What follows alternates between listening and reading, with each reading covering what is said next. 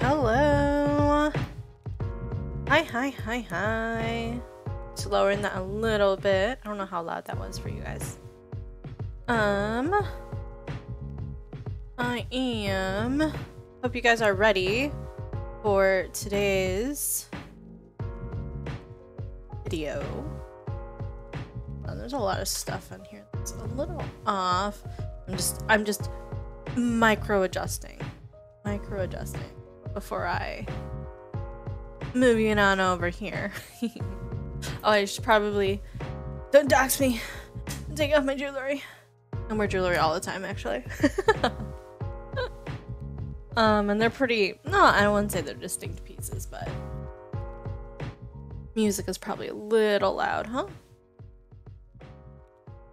There you go. I will probably turn this up when we start watching, just because I know last time it was not loud enough, in my opinion. So, it was just not loud enough for me.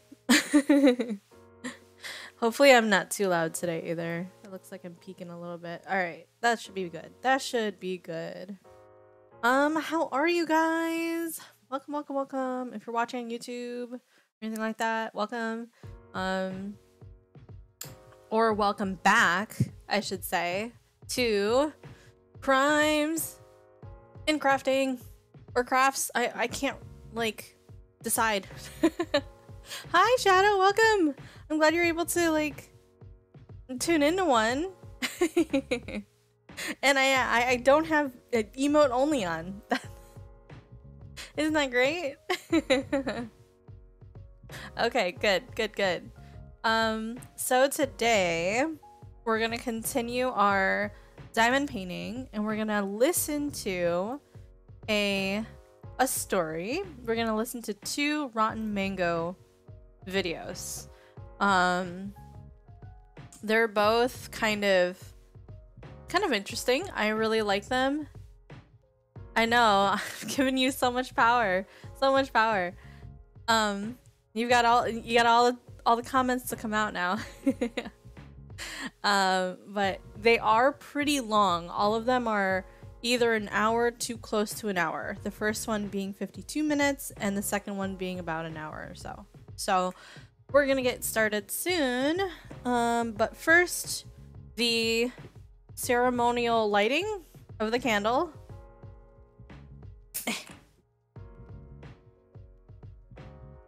Ceremonial lighting. There you go. And oh shit, forgot my tea. Hold up. Or rather, I forgot my kettle. I need to fill my tea up. Be right back, hold on. Just gotta grab it.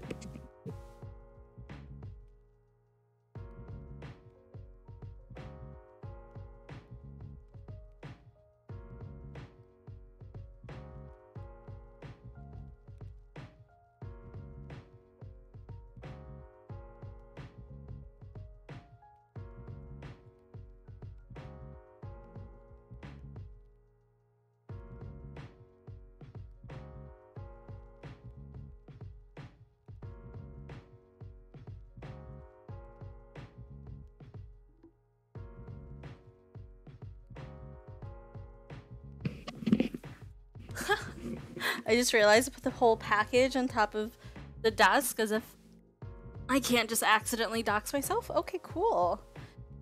Alright, here we go.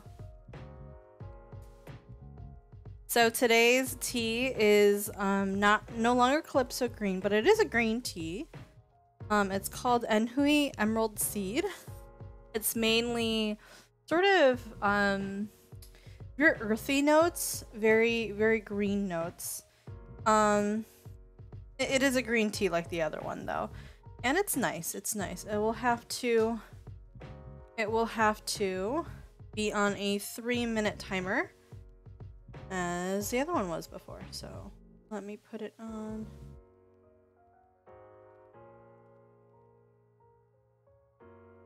There we go. 3 minutes. I'm gonna put that to the side, and we're gonna get started. Real quick.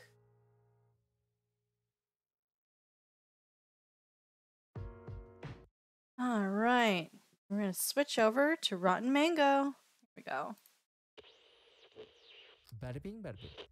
It's 3 a.m. in South Korea, May 27th, How's that? Let me know. 2023. So literally like a month ago. A taxi driver pulls Let me know if the sound for that is either too low or too high, okay? over to pick up a young girl and her suitcase. He pops open the trunk. He even offers to help her put it into the trunk, but she's like, "No, I'm good. Don't worry. It's not a big deal. I can do it by myself." She puts it in the trunk, closes it, slides into the back seat, and he glances at her in his rearview mirror. Is that better? Kind of late to be going on vacation, and on top of that, her destination isn't even to an airport or a bus terminal or anything like that. It's to the local park near the river. But who is he to judge? What time was it? 3 a.m. Oh, Yeah. okay. I mean, he was just thankful that it was a pleasant, polite, nice young lady rather than a drunk businessman, which is typically the clientele at 3 a.m. He drives quietly to the park.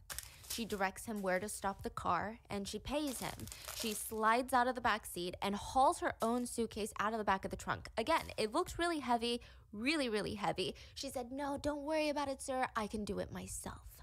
I mean, the physical strength of the youth never ceased to amaze this taxi driver. They say their goodbyes, and he watches with a little bit of curiosity as she practically skips into the park towards the grassy field. What a strange, strange girl. She looked like what? A middle schooler? A high What? schooler at most. Oh. She looked really young.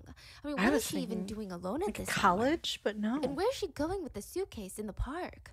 He Like, decides that's to practically a take a smoke break kid. right then and That there. is a kid. He honestly thought that she probably would need a ride back. I mean, no taxi was going to stop in the middle of the park for her to get onto the taxi. It's near the river at 3 a.m. I think nothing good can happen to a young girl roaming around looking for a ride at this time. So he's smoking it up and he looks up. It's been about, 15, 20 minutes? And there she is again. And he's just watching her as she walks out of the park towards him, and her suitcase looks very light all of a sudden. Because, earlier it was dragging on the wheels. It was kind of forcing her body to lean a little bit forward to pull it. Oh, And now it's practically flying around as she's moving it about. The girl asked him for a ride back. Dang. The whole energy seemed strange. It seemed like she didn't even notice that it was the same taxi driver, and he kept glancing at her in the rearview mirror as he drove her to her destination. Something in his gut told him, this isn't right. Tea Something time. feels wrong. Where would she have gone with that suitcase? And why would it be lighter coming out of the park? Nobody just throws away their clothes in the park. She might be a middle schooler, but there is this energy about her. He would alert the police. It's near a river, and they found though. that she Of had been course. transporting a victim's dismembered body from the victim's own apartment to that very park. The taxi driver had unknowingly transported dismembered human remains, in the trunk of his car. He had sat in the car with a young baby-faced killer, not once, but twice. Wait, he called the police just because how suspicious it was? They searched the grassy field in the park. Wow. This case has recently gone viral in Korea for a number of reasons. I mean, just the brazenness of the crime, the CCTV footage of the killer looking like a happy person. I'm going to show this to you. She's just skipping practically- around with yeah, dismembered she's remains in her skipping. suitcase. She's got a cute little bob, and it's almost bouncing about. People say it's so unsettling because she has this childlike mannerism to her, this energy to her. There's dismembered remains in the suitcase. Yeah. But also, the fact that the killer was stated to have an unhealthy fascination with serial killers and an obsession with true crime documentaries. She killed, dismembered, and disposed of a victim because she, quote, just wanted to see what it feels like to kill. That's crazy. What the? Morbid curiosity's really gone crazy. Oh, hi Camilla. Welcome. You're very much welcome to lurk. I don't have a lot of these. As always, full show notes are available at rottenmangopodcast.com, but this is a developing case, and as always, this is the information that we have as of now. Things could change, they could get worse. I don't know if we'll get too much information considering the privacy laws in South Korea. Also, as per South Korean laws, the victim of this case and her family have chosen to stay anonymous, so throughout this case, we will refer to her with the alias of Hannah. And with all foreign cases, we had our Korean researchers work on this case to get as much of what we could that's out there and compile it in this video for you guys. So let's get into it. The victim, Hannah, was a young woman in her 20s. She was tutoring high schoolers in English. I would not say tutoring is an easy job in South Korea. It's a very serious job. Parents are picky, over-involved, very diligent in picking the absolute perfect tutor for their perfect children whom they believe are entitled to be the next Einsteins. So it's a difficult job, but Hannah liked it. She was a university student at a prestigious school. It worked well with her schedule, and it made it easier for her to get a tutoring position to begin with. And she liked being able to help these grade schoolers get interested in English. She made the whole process fun for them just wanted to be like a cool tutor. That was her genuine vibe. That's her goal. So I've actually thought the same when I was like, oh, out there, if I were to be a tutor tutors will sign a teacher, up I want to and be a they will cool be verified by the teacher. platform for having the specific credentials. They will verify with the school that they're a student. They will verify their transcripts, grades, everything. I think that's very sure naive, that these though. tutors that are online are being advertised, their background Hello, checks. Outlined. It's basically a tutor securing app that parents are obsessed with. Welcome, Parents will go on welcome. there and they will look for tutors to in see every you single again. subject for their elementary, middle school, and high school kids. The demand for English tutors was actually pretty high. We and just the pay was fairly started, good.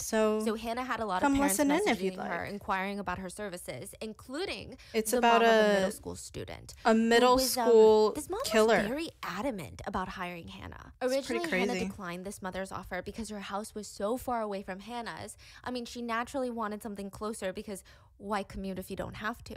So she said, thank you so much. Like, I'm sure that your middle schooler will find a great tutor, but it's just too far for me.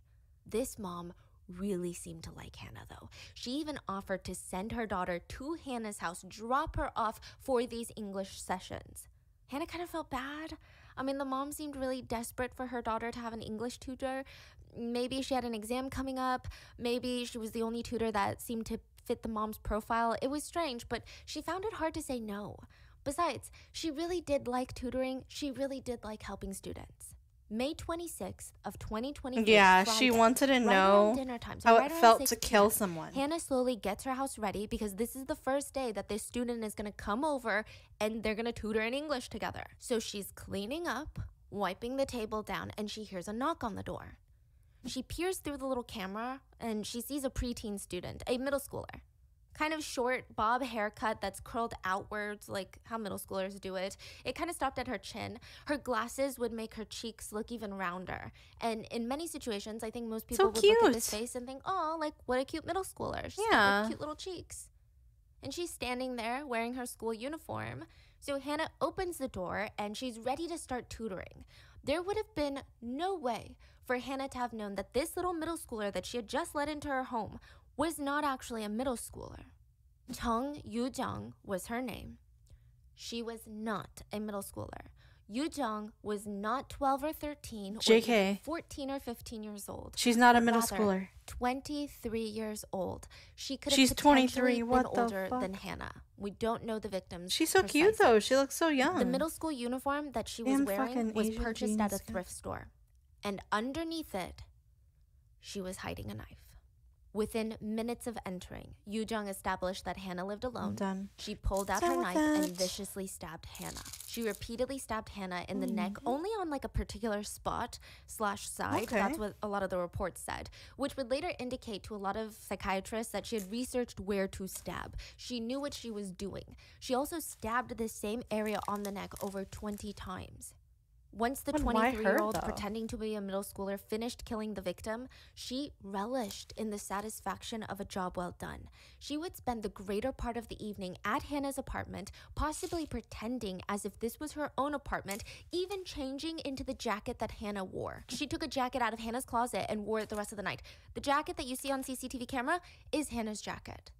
CCTV cameras would catch this 23-year-old Yoo-jung going in and out of Hannah's apartment, going back and forth from her own place, hauling cleanup tools, and other times she would bring a suitcase, which indicates that while everyone believes that this is a premeditated murder, she was underprepared. But more shocking than that was that she was caught on CCTV looking very relaxed. She's taken taxis to and from Hannah's place, to her place, to the store to buy supplies. Yeah, she seems to be bringing chilling. around giant suitcases from her house to Hannah's house. She's going to a local store buying bleach, knives, trash bags. That's crazy to me because Korea, you're saying there's camera every corner. Korea is like the city. I'm sure it's similar in China and maybe Japan. Like the city of CCTV. What? I don't understand either. Yeah. Okay. We're going to go Oopsie. down kind of a few conspiracy routes later, but it gets weird. She brings this suitcase and all these supplies back to Hannah's, and she gets to dismembering the victim. She spends the rest of the night and into the early hours of the morning doing this. She then stuffs unspecified parts of the victim's body into a suitcase and hauls a cab.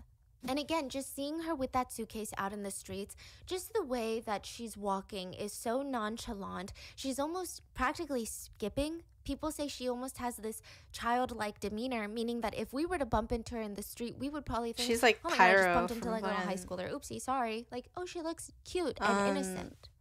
She very much had a girl next door, sweet, The innocent Pyro appearance from Team that Fortress. had viewers and netizens absolutely floored when they found out He's what burning was in that everything, but it's suitcase. actually rainbows and Around 3 unicorns. p.m., she puts the luggage into Oh the no, trunk I'm of the aging taxi, myself. directs the driver to Don't drop her ignore off near a that, wooded ignore area that. near Hopo Station. This is near like the Nakdong River, and reportedly the killer, Yu Jung, she loved going on walks in this park. This was her favorite spot. She gets dropped off by the taxi driver, walks into the grassy area, and starts scattering the remains of Hannah. Seoul Not even University putting it forensic in the professor would river, say just that in- even the grassy location by the Nakdong River could have been planned. The tall grass by the water, it holds a lot of insects and disinfectants, like I'm assuming it's like pesticides that would accelerate the decomposition of the body parts within a week. Oh, So if she had A not been week? caught What kind by of then, there's a pesticides high are in chance there? The body What would have been the- hard to recognize or even how to ID the body. Professor Yu is quite certain that she knew about all of this, which is why she chose to go this far with the body and even get in a taxi to scatter the remains at this park. Perhaps her frequent walks around this park made her familiar with the area. It made her want to leave a body here. Now, it's all going according to 23-year-old Yu Jung's plan, except the taxi driver. She believed the taxi driver would not be able to tell the difference between a girl traveling with luggage for vacation at 3 a.m. versus a girl traveling with luggage full of body parts. The taxi driver would call the police, and it was very quickly traced back to Yu Jung. In a show called We Want to Know in Korea, it just was revealed pretended another that her bystander suitcase actually was saw still Yu Jung heavy, throw away this huge trash bag of I think bloody she would have gotten away blankets, with it. bloody leggings before she walked away with her rolling suitcase. I feel like it's off a little bit. I don't know why. Again, just 5 hours later, she was arrested. Wow, that was fast. Yeah. Now, side note, there That was is a rumor fast. They worked circulating that the fast. taxi driver had gotten out to help Yu Jung unload her luggage from the trunk, and as he was trying to help her, he had touched the luggage and felt that it was wet upon impact. The rumor was that he got back into the taxi, and you know how like the car lights turn on when you open the door? Yeah. And he briefly glanced at his palms and they were dripping with blood. That is a rumor, from what I can tell. Someone anonymously came out and said that they were a colleague of the taxi driver, and that didn't happen. He just noticed that the weight Yeah, difference and I where think she that's was the going same and all thing that these he suspicious felt. things The added up for him to call the police. the He did taxi not see driver blood. did.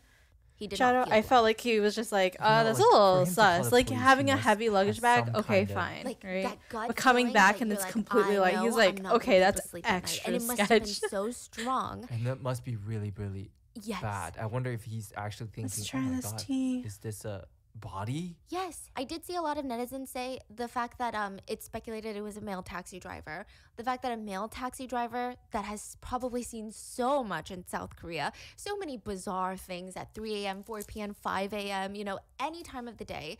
But this little girl with luggage unsettled him so much. Because I think it's one thing if a girl is driving and there's like a creepy man with luggage, we're already on guard. There's always this feeling of like, I always think something is wrong. But for him to be this upset and unsettled by what looks to be a middle school girl, it Yeah. must have been bad. There must have been like some sort of, and a I hate to middle say school it, like girl some with sort of heavy- energy that she was giving off, like some sort of weirdness that was Yeah. happening. So the police rushed to the field where they find the scattered remains. And with the help of the taxi driver describing what she looked like, approximately where he picked her up and where he dropped her off, she was quickly located and arrested. 소통하면서 이제 처리하다 보니까 실적이 보니까 또 우리 검정부에가 보니까 돈을 산 적이 있는 거예요. 그녀를 이제 거기서 지금 She was Authorities asked still her, in the "Why would you do house? this? How could you do this? Who did you do this to?" Because at this point, they did not have an idea of the victim. Now, upon arrest, Yoo-jung seemed very calm and collected. She was young, just 23 years old, but when the police were questioning her, she didn't seem that alarmed. She just very calmly explained, "Well, the dismembered remains that you saw, if you must know, they were my baby. I delivered a baby at home, and I killed it because I don't want to be a mom, obviously. I'm young, I was going through a psychotic break, and I killed the baby and scattered the remains." I'm not sure how she thought that she could get away with a lie like that, because very easily you could pick up some of the remains. I'm sure that there are medical They're, examiners that can like, give you like Adult? a brief An "Hey, adult that's body? not a baby's Hello? bone." I'm also not sure how she had so much confidence, even though this is so easily medically Yeah, she's debunkable. Stephanie Her body Soo, doesn't even I have believe, evidence that as she was even well. pregnant. So after arresting her, the authorities She does also found mukbangs. Hannah's ID nearby. This was left near the remains, along with some bloody clothes and other body parts. So now they know who the victim is. They go back to Hannah's apartment, they find more evidence of the crime, and they tell Yoo-jung, like, "That's not your baby, we know it's not your baby, give us the real truth." That's when she starts complaining of stomach pain. She's like, "Ooh, my stomach hurts. Oh, no. Oh my God, I'm gonna die." Because she's in police custody. See, this is where the police the are very classic weird, because if excuse, you've "My committed, tummy like hurts." a blatant murder, and you're telling me that your stomach hurts, you never told me that. You and your stomach can hurt for the rest of the interrogation. You're not gonna die, okay? Why should I care about you when you don't care about human life? But because she's under police responsibility, they rush her to the hospital, and surprise, surprise, she's lying. There's nothing wrong with her. So after the hospital debacle, the police bring her back into the interrogation room, and they ask her about the events of the previous night. The police also take her phone and they start searching through it, and they just have so many questions. Did you know the victim? Did you target this victim? Why would you do this? How long have you been planning this? Are there other victims? Are you working with someone? She clearly was not being the most honest person, so the police, they start going through her phone, and we're gonna come back to all of her lies, but let's go through the phone first. The police check her phone hoping to get some answers.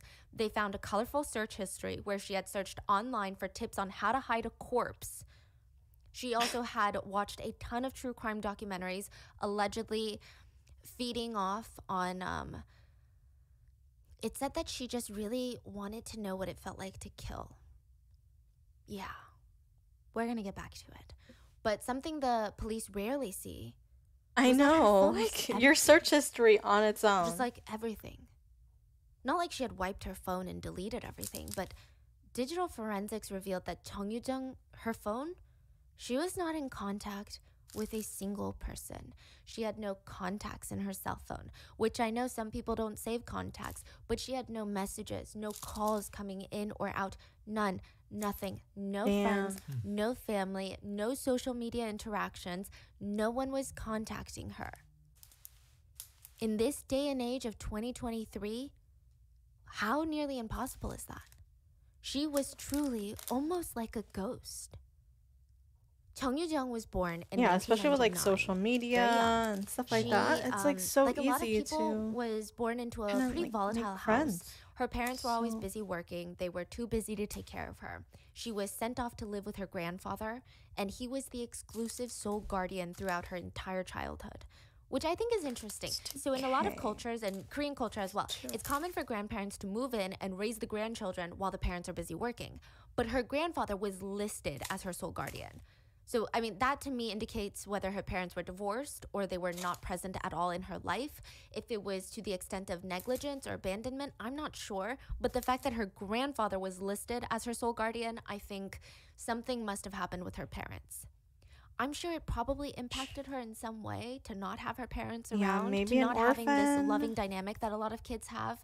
But I mean, it's been proven time and time again that a child's first example of a relationship is with the parent. So, we don't know. It's just something to consider. Ultimately, we have no idea what happened, if anything, but we know that it wasn't the Moving most down stable to home. Jay. Regardless, growing up, Yoo-jung was regarded as a very specific word that I've never really heard in cases. Invisible. Not just quiet, not just shy, not just introverted, but invisible. Her former classmates said if you said hi to Yoo-jung in the hallway, like if you waved to her in the hallway, she would never say anything back. She wouldn't even smile back. She wouldn't nod in acknowledgement. She wouldn't even So she wave wasn't back. even She would shy. basically just ignore your existence. They said that Yoo-jung never spoke or replied to any of her classmates. So if you were a classmate and you were asking her a question and she knows you're asking her a question, the room is silent and you go, hey, Yoo-jung, can you pass me that? She wouldn't even look at you. She would not respond to you. If it was an elder, like a teacher, authority figure, or even a neighbor, if they asked her a question, she would avoid eye contact and answer just yes or no. Outside of school, Yoo-jung never even left her home. Neighbors reported almost never seeing her out, walking around, hanging out with friends, going on walks with her my grandpa, God, you're right. inviting friends over. I'm Nothing. hydrating. I'm hydrating.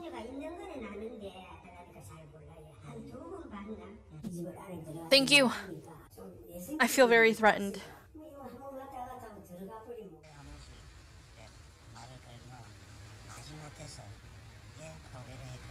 It's stated, and this is kind of random and super specific, but Yoo-jung hated talking to people, but if she were at the convenience store and she was owed like a penny back in change, most Koreans stated that they just wouldn't ask for the change. They'd be like, oh, keep the change, because they don't want to walk around with this penny. They don't know exactly what to do with this penny. It's just kind of a hassle.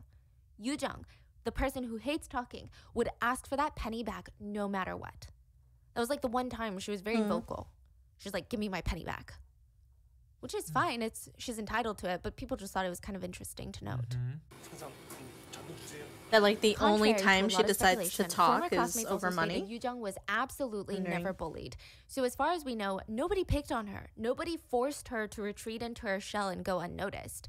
Nobody verbally, physically hit her. Nobody bothered her because she wouldn't even wave back at you. It's like she would just float through her childhood like a ghost. This seems to be like a choice that she made for whatever reason. She would be so good at being unnoticeable that she could walk into a room and no one would look up or even hear anything. Her presence was unknown. She was unseen. She was unremarkable in almost every way. We have no idea if she desperately desired to talk or to say something or wanted someone to listen to her, as if she was invisible and she didn't want to be. She just couldn't stop. Maybe her brain blocked that part of her life. Sounds like or people blocked tried. that part of her socialization. I don't know. They Or on the tried to flip talk side, to her, you could but argue that this was a choice. She didn't like people. This was her own little rebellion to not talk to people. She was deliberately ignoring them. But she did kind of unsettle her former classmates. So they never bothered to get to know her, but they reported that she would sit behind curtains alone. So like imagine there's a curtain. behind She would curtains. just sit behind it. Just like hiding herself, but not really hiding herself, because you would see that there's a human behind the curtain and then you would look at the shoes and then you'd be like, why is Yoo-jung behind the curtain? Sometimes None you'd of the hear teachers crunching mentioned noises from this? behind the curtain, and she would just be behind the curtain eating snacks. Sick. She didn't give a fuck. She's like, I'm still gonna eat. 반에서 진짜 존재가 없는 애였는데 그 당시에 친구가 없었고 해도 인사 자체를 받아주지 않는 친구였고. A professor named Lee Soo-jung was interviewed about this case, and as an expert in teen psychology and behavior, they stated that she had unusual behavior for a teenager. They said that adolescent ages are a time of pure curiosity of your peers. You want to know what your peers have to think, have to say about everything, how they dress. You want to get to know everyone your age. You have this like innate desire to understand them because you want to be part of your peers. This is not like anything we've heard. Yeah, this one's very weird. And it's going to get weirder. So far it's weird, but it gets weirder. The professor stated that if they were to evaluate this type of behavior, they would categorize it as psychopathic tendencies and or behavior that is being displayed at an early age. So Yoo-jung puts in as much effort into her schoolwork as she does getting to know her classmates. Another thing that stood out to former classmates is that Yoo-jung was never angry. She was never upset. She was never depressed. She never had this like passion against everyone, like, oh, I don't want to talk to any of you I guys wonder if because, they you don't investigated understand her me. I stand out. grandfather I'm different. who took care of She never her. had that. She just seemed so utterly neutral about everything, so incredibly passively indifferent. And in hindsight, a lot of That's people really said unusual. That might be scarier. But she still That managed is to graduate scary, in 2018 because it means from she the has no community girls' empathy, high school. like, at all. She had no clue what she wanted She to do hurt with the somebody, rest she of would her have no life, which, empathy. you know, is very normal. If but she somebody also was had crying, zero she would have no intention empathy. of trying to explore you know? things and That's figure it scary. out. After she graduates high school, Yoo-jung had no social outlet. She had nothing on her schedule that would force her to interact with people, with teachers, like high school did. Like, she doesn't have college. She has become totally disconnected from society the day she graduates high school. She would stay in her room all day. No connection with anyone. She would tell her grandfather that she was holed up in her room studying for the public government official exam. But it is clear Yoo-jung used this as a delay tactic. But she flunked on all her pocket if her grandfather ever noticed classes, right? That she has no social life, that she's not getting a job, that she has no plans for her future. She would just milk the crap out of studying for this exam for the next 5 years. Every day, it was, oh, Grandpa, I'm studying for the entrance exam. She was receiving financial support from her grandfather while she studied. Oh my gosh. He expected that she would pass, and afterwards, she would find a job, and she would get paid, and hopefully pay him back for all the hard work that he's done because he's a grandfather now. And he hasn't seen any, like, that the grandfather was proud of her because progress? She never spent time hanging out with friends or just doing nothing. She was always studying. She seemed so dedicated to her studies. Now, if you think but she never came like, hey, or that he should have known, it's a different generation. He didn't even know that you needed to have a college-level proficiency in English to even qualify to take the exam, which Yoo-jung was clearly not proficient in English, and that's kind of something that is pretty easy to tell, and it might be why she chose her victim.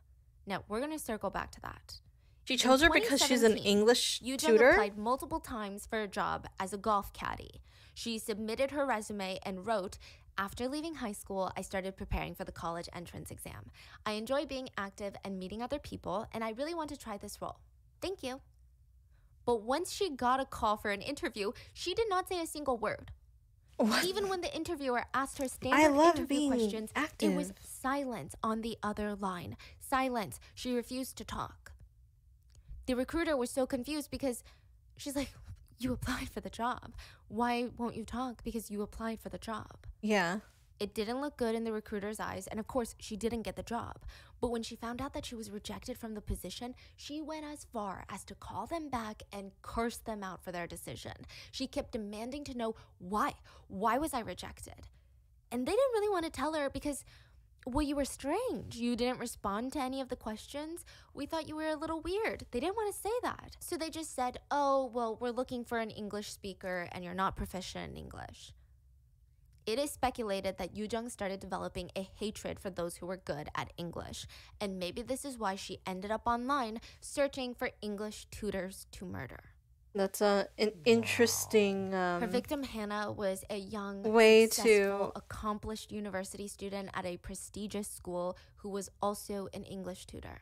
She was everything that Yoo-jung was not, and that may have been why she was targeted. You didn't say anything? Now let's talk about her true crime. Kind of lied on your entire resume? First, why was she even obsessed?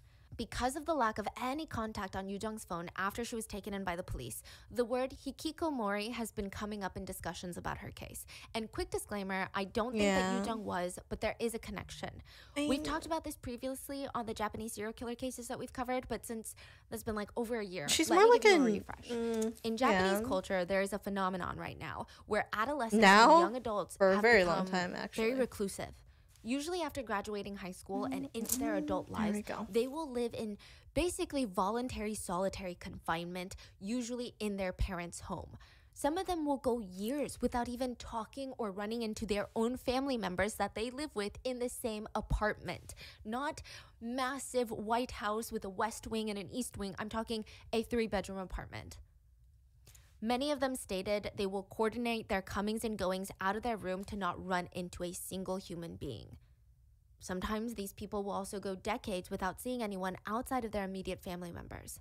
Now, according to the Japanese Ministry of Health, Labor, and Welfare, side note, there is no good translation of hikikomori, but the Japanese government has defined it as the state of avoiding social engagement, education, employment, and friendships with generally persistent withdrawal into one's residence for at least 6 months. It is a lot of work, I agree. As a result of various factors.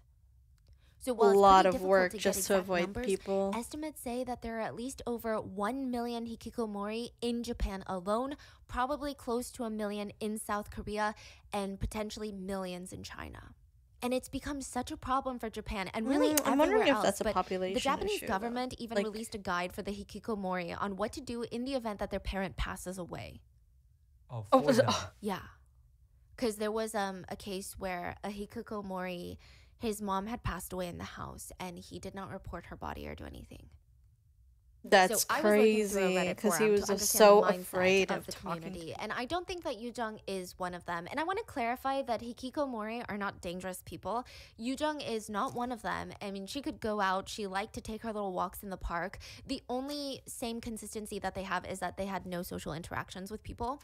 There is a Redditor who wrote, if something forced me to go outside, like a sudden fire inside my house, I would be unable to step outside into the world.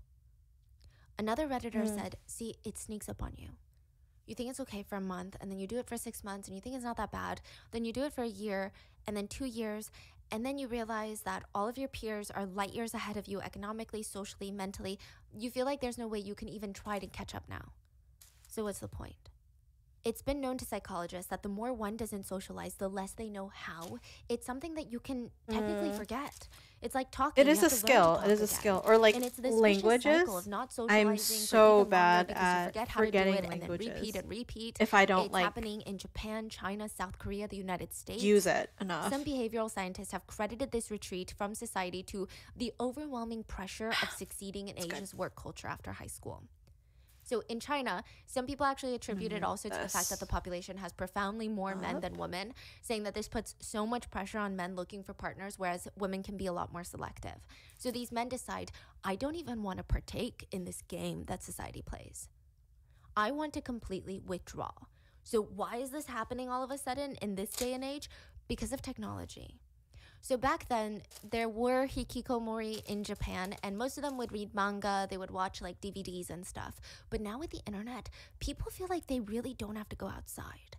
You honestly don't. Online. They can watch shows, they can watch YouTube videos, they can talk to people anonymously without the threat of feeling exposed or vulnerable. They can go to safe forums that they can communicate with. They can do everything online, especially in places like South Korea, Japan, and China, where everything can be delivered at your fingertips. I agree, but it sounds like this girl was not leave. even doing that. I mean, it's gotten so bad. There's actually services where you can hire young, pretty women, and typically they're hired by parents of hikikomori, and they'll come and try to talk to the predominantly male community. Like, they'll come and talk to your son and try to lure him out of his room. That's the siren song that your parents rented out. Millions of people around the world, and That's it's crazy. honestly very heartbreaking. It's a very lonely existence. I agree. I don't think. And again, I don't think that this Yujung person can is be fully a. categorized as hikikomori. But Yeah, regardless, because she probably wasn't felt afraid of the effects lack outside. of She social wasn't afraid of connection going and almost outside, complete social isolation. stepping out and Which stuff. risk of that is mental health issues like depression, anxiety, substance abuse. You can even get chronic conditions like high blood pressure, heart disease, diabetes, higher risk of dementia because you're not socializing. And again, just another disclaimer, like most mental illnesses, the hikikomori lifestyle, I mean, this is typically only detrimental to the person themselves and maybe perhaps their family members who have to interact with them and try to provide for them and help them. But most of the time, they are just nonviolent, introverted, modern-day hermits. There were a lot of hikikomori that were interviewed, and they said, you know, it didn't matter because it just started like 1 or 2 days. I would just stay in my room and be on the internet, and I thought, this is nice, I like it. And then it was a month, and then they were thinking, this isn't too bad. And then 6 months crept in, a year crept in, 2 years crept in, and then a lot of them report feeling like it was too late, like they had already ruined their life. I think a lot They of people felt like feel I that already way spent post-COVID, the most formative actually. years, the most important years of my career. There's Especially no way I when can they get a can job do in the remote competitive or Asian work economy. work Like, from people home just / out of remote college, workers. They don't prestigious even have to leave. colleges, they can't even get a They don't job. even want to I've been doing nothing for the past 5 work at years. all. How am I going to get a job? A lot of them report I certainly have deteriorating people in my health, work that a lot have of that weight way. gain, Have that, and you know, when you're in your room and same eating thought cup ramen process. all the time and just staring at your computer, a lot of them report having a lot of acne, and that would just prevent them from going out even more. They felt awkward around people. They felt like everyone was staring at them weirdly. They just felt like they didn't fit in, and the longer it went on, the harder it was to reintegrate back into society. And so most of them just thought, I'm just gonna stay with my computer. That's it. That's what I'm gonna do. And Yujung was kind of like that in the sense that she was obsessed with her computer, with her electronics, and she was primarily obsessed with consuming true crime documentaries. Now, I know that most of you guys that are listening to this episode, because you have an interest in current events and or true crime itself. Now, I can't speak for you guys, but that's how I started. I would watch a true crime documentary and I had nobody to talk about it with, and I just wanted to talk to someone about what I had seen, what it made me feel, how it made me think about the world, how it made me think about the justice system, and I wanted to share these like thoughts and stories with someone. Crime and But crafting existed. I think like if I really look back on why I started watching these documentaries years and years ago, it kind of made me feel like I knew what was out there. Because like it makes me feel like I know what kind of evil is lurking in the shadows. I know what kind of people, scary people are out there. So Yeah, maybe but it doesn't make you I kill can prepare other myself people, and you know? understand some of the warning signs. So it made me feel like I was being proactive in my safety. It felt like it was safer to know than not knowing what kind of evil existed. And it eased a little bit of my anxiety. Like that's kind of how I felt. And I read a lot of comments in here that say very similar things. That is not what Yoo-jung got out of it.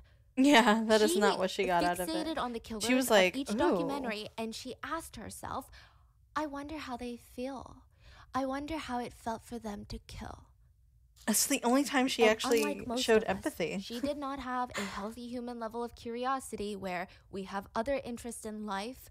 Yoo-jung did not care to even watch documentaries about cases of injustice or about all these cases that have gone unsolved that need people's attention or to help bring justice Wrong to type of thinking. Yeah, all I these agree. victims' families.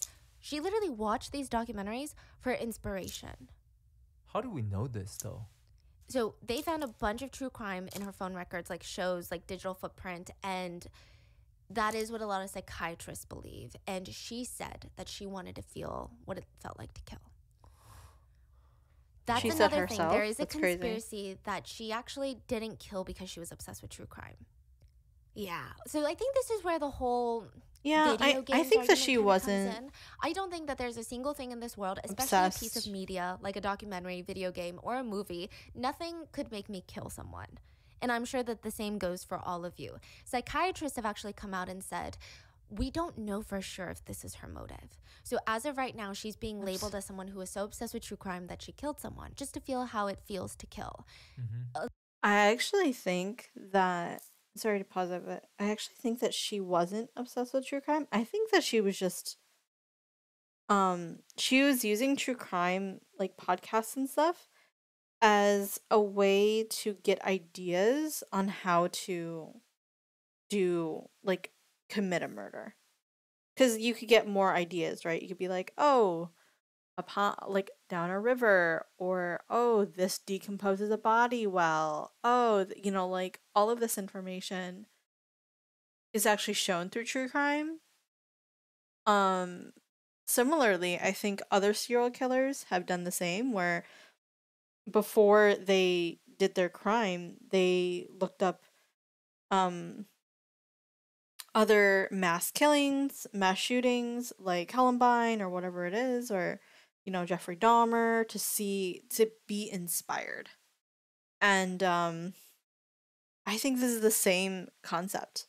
Using true crime podcasts and true crime content in order to get ideas on how to do something better, which is fucked up, but anyway. A couple of psychiatrists said, we don't know that for sure. We think that a lot of us are connecting these dots because as a society, we feel better knowing, like kind of what I just said about true crime documentaries. Yeah, We I feel better agree. knowing I'm sure that there have been that, cases where a there's lot of them almost were a reason. were given When we inspiration by don't know, things it like makes that. it scarier. Happen a lot, yeah. So we're going to I get agree. into all of that. But anyways, she I escaped her think the same. reality to exist and relish in the reality of being a murderer. She would eventually become so engrossed, allegedly, so obsessed that she had made up her mind and she was going to kill to see how it felt. So we know how the crime went down. She was arrested and she tried to lie and said the remains belonged to her baby that she had to kill. And when that lie was exposed, the police found out who the victim was. She changed her story once more. She stated, I did not kill this girl. I was just hired to dispose of her body. I am not the one who killed the victim. Someone else did it and I'm just helping because they promised me something in exchange. What would they promise you? I was promised Hannah's identity. She's saying, I just wanted to What? commit identity theft and identity fraud, not murder. Many psychiatrists would later speculate, while this is a blatant lie, she is the killer, but it does give insight into her own thoughts and desires. She wanted Hannah's life. Yeah. She was jealous of Hannah's life. She wanted her identity. And side note, police found a digital footprint of her watching the South Korean movie Helpless multiple times prior to the murder, and this is allegedly one of her favorite movies. It's a Korean thriller. The movie is about a couple who are traveling to meet the husband's parents in the countryside of Korea. They end up stopping at this rest stop and getting coffee. And when the husband returns to the car, his wife is gone. She's not picking up her phone. She just vanished. He's like searching through the rest stop. He finds a little hairpin in the bathroom. She's not in the bathroom. He drives all the way back into the city, goes to her apartment. The apartment looks like it's been completely ransacked. So he's like, what the hell is going on? He gets his cousin involved, who is a former police officer. And they find out that the wife has been stealing other women's identities and is probably a killer. What? It's like a dark and windy thriller, but the fact that that's her favorite movie, that is a crazy twist to that story. I want to watch that movie now. She's trying to recreate the movie. Others said, what if she's setting up some twisted alibi? What do you mean? Like, some psychiatrists believe we can't trust a single thing that comes out of her mouth. So we don't know the motive. We don't even know if she wanted to take Hannah's life because she was jealous of Hannah. They said that this could be a well-spun fabrication, that she was watching this movie to find out her lie. I'm going to lie and say I was trying to steal her identity. So does that make sense? Yeah, so she's just constantly lying. Yeah. I mean, it's just, we don't know at all. Anyway, the police know that this is a lie, though, that she did not kill Hannah. She definitely killed Hannah. So they keep pushing, and Yoo-jung quickly changes her story once more, and she stated that she killed Hannah because she got into a fight with Hannah. And the police are fed up. They don't believe this because why would you get into a fight with someone you don't know, and why would you trick them into being your English tutor if you don't even know them? Like, it doesn't make sense. So they did not believe this lie either. And while she's being stalled by investigators, the cops were able to look up her family registry in the system and call Grandpa Jung, the man. There you go. I was going to say, did they call him? And his whole universe shattered that day. This was his only family. He raised her like his own daughter, and he felt like a complete and utter failure. How could he have failed Korea so badly by raising a killer? Grandfather Jung rushed to the station, and the police asked him to talk to his granddaughter to get the truth. He cried as he begged his granddaughter to confess to her crimes. He pleaded with her, just admit your sins. For me. Do it for me and my integrity. And she had given her grandfather nothing except a lifetime of pain. And Grandpa Jung had given her absolutely everything. This was the least that he could ask of his 5 years of providing for her for nothing. Crimes. I don't know if she did it for love for her grandfather. I don't know if she felt like, this is it. I'm going to have to fess up. I don't know what it was. I can't imagine how this man felt having to hear what happened. I agree. Media, and he reported, I feel really sorry he for must the have bereaved felt family because I'm a sinner who raised my definitely, granddaughter like you wrong. said, like he said, I never expected failure. this situation. I never even imagined this.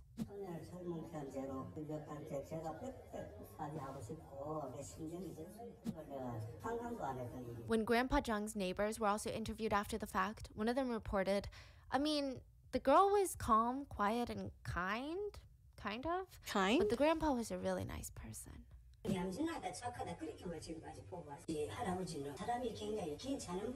So it's safe to assume that Yoo-jung was just a bad apple.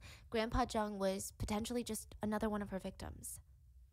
When Yoo-jung confessed she had to the no police, she empathy cited her motivation as, for being parasitic to her murder. I grandfather. just wanted to know what it feels like. She said that she had been planning this murder since February, so a full 3 to 4 months. And with a confession and a crime scene full of illuminating evidence, the authorities prepared for her prosecution.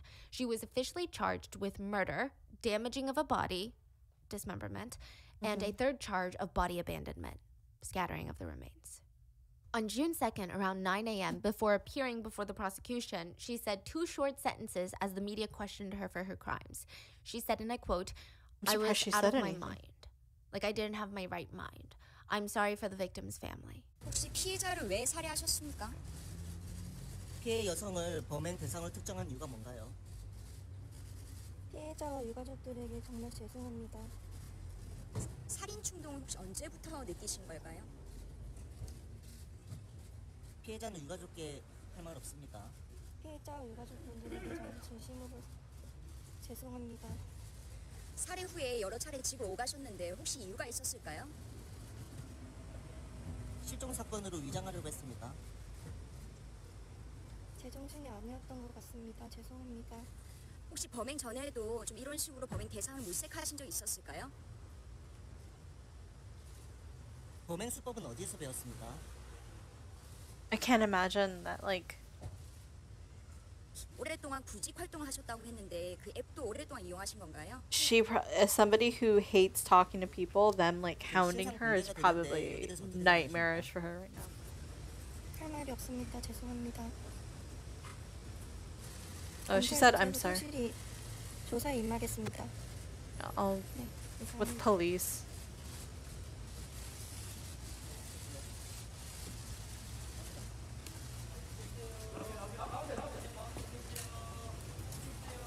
Hyungsa is police, so She also ended her press interview with, "Thank you," which professionals believe that she copied from past criminals' interviews, behaviors, and attitudes.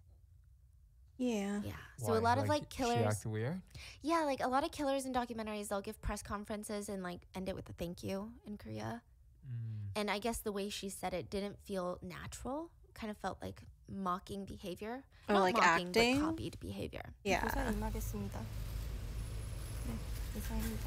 So many netizens who followed this case as it blew up have criticized her words here, believing that her apology is this pathetic attempt at appealing for a lower sentence. They said that she was using her childlike innocence or her youthful facial features to try and get away with murder. However, due to this case blowing up, there's a chance that the high-profile nature She's is a gonna mask pressure and she's authorities to putting sentence her her head with down. I a don't know much about that one. stricter sentence. Yet the length of a sentence doesn't seem to mean much to Yoo-jung. According to police, she's doing great in jail. She's What? calm and not the least bit scared or anxious. She's eating well, sleeping well, and not feeling much remorse, or at least none that people can see. Side note, netizens were so enraged about this comment that many of them dug into the Busan prison menu, and they found out that the prisoners were eating better food than given to the military during their services. Oh my god. The menu is high in quality, lots of healthy options, fresh veggies, and even has dessert options. Netizens were wondering how the food is better than the food that they eat at home, and there were questions of, should our tax money really be used in this way? After her appearance in front of the media on June 2nd, her results from a test that measures psychopathy was released 4 days later on the 6th. The psychopath test was created by a Canadian psychologist, Dr. Robert D. Hare, in the 70s. It's called the Hare Psychopathy Checklist, and it asks 20 questions that are supposed to hone in on your true nature. Professionals allegedly use it to assess cases of psychopathy, and it has even been described as the single best predictor of violent behavior currently available. The psychopathy measurement test functions on a scale out of 40. So the lower the score, the least likely you are to have traits of a psychopath. So psychopaths, they typically score on average of 25. That indicates a very likely tendency to be a psychopath. I think normal people fall around like the 5 or 6 range. But some of the prompts or questions, I guess, include... and I you want to answer them take it a yourself. little So you would bit. answer like, oh, I strongly disagree, somewhat disagree, disagree, and then I'm neutral, does not apply, like all these things. And they would say things like, I generally evade responsibility and do not answer to anyone in my life. Yeah. Yeah. So that's like really easily you can pick whatever you want. Yeah. So is it in her best interest to fake that she is? I mean, probably not, because psychopathy is not related to being in a state of psychosis. You are not, like, you're still in the right headspace. You just lack empathy and all these other things. But Okay. And they would say things like, I have a grandiose sense of self-worth, I have a history of exhibiting cruelty to others, and the patient rates themselves. On her first evaluation, Yoo-jung scored 15 points out of 40, and even though 15 is higher than the normal range, which is about 5 to 6 for a normal person, it's still below 25 points, which is the threshold for psychopathy. However, on June 7th, she went through a second evaluation, and she reportedly received a score of 28 points. Some notable comparable scores include Ted Bundy, who got 39 out of 40, and John Wayne Gacy, the clown killer, got 27 out of 40. So She's scored, scoring below them? 1 point higher than John Wayne Gacy. She ranked 1 point higher than Kang Woo-soon as well, which is a notorious serial killer in Korea. He kidnapped and murdered 8 women. He scored 27 points. She scored 28. I will say, though, the test has been criticized by some researchers and experts, but regardless of what you think a score indicates or doesn't indicate, it's clear that Chung Yoo-jung was at least not a normal person, and at most a budding serial killer. Police found evidence that she had been contacting multiple tutors. According to a professor, Oh Yun-sung, a specialist in criminal psychology, they said if she hadn't been caught on her first kill, there's almost 100% chance that she would have killed again. I can see that, but the fact that the way she did it for the first time, it's so stupid. Yeah, so I think that's where a lot of people say the grandiose sense of self comes into play.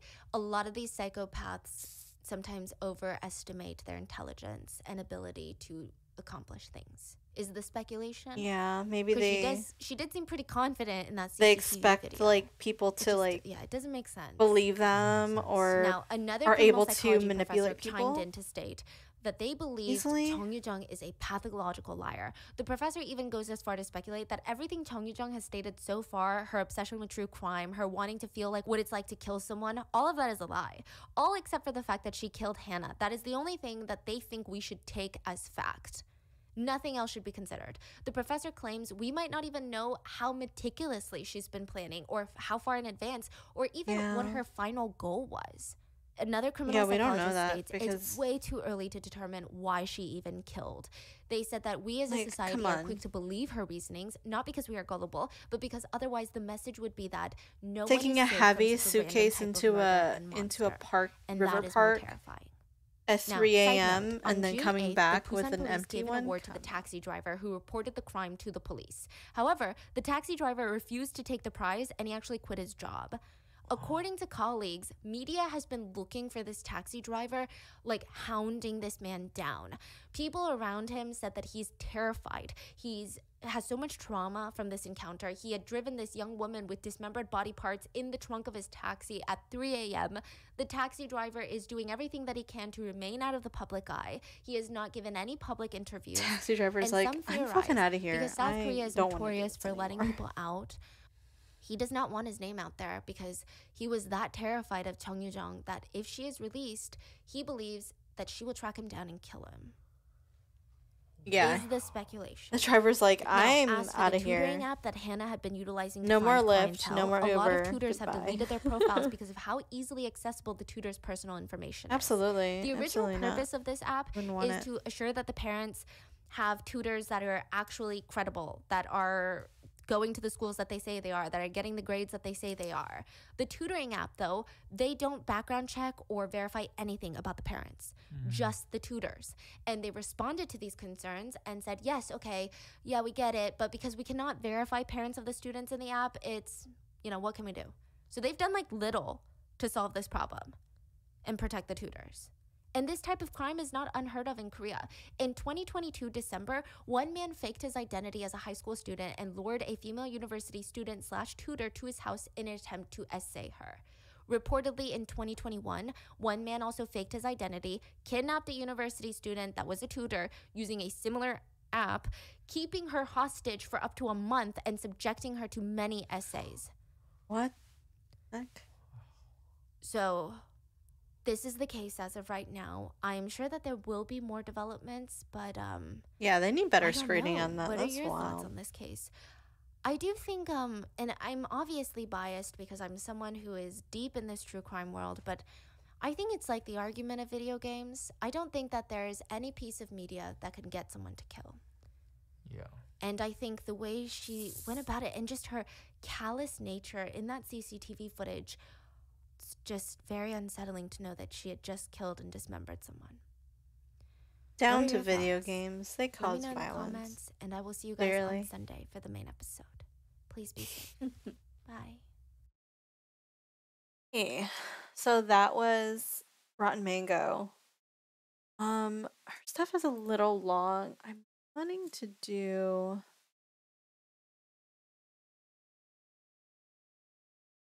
some JCS.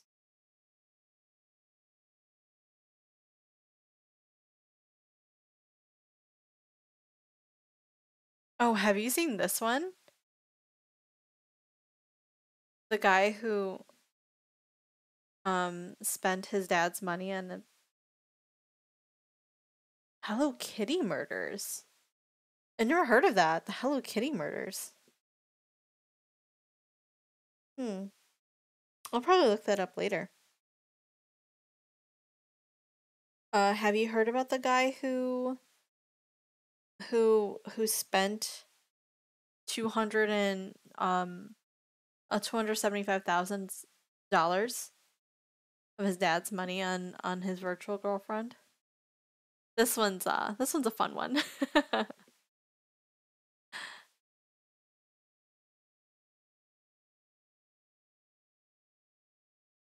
Oh.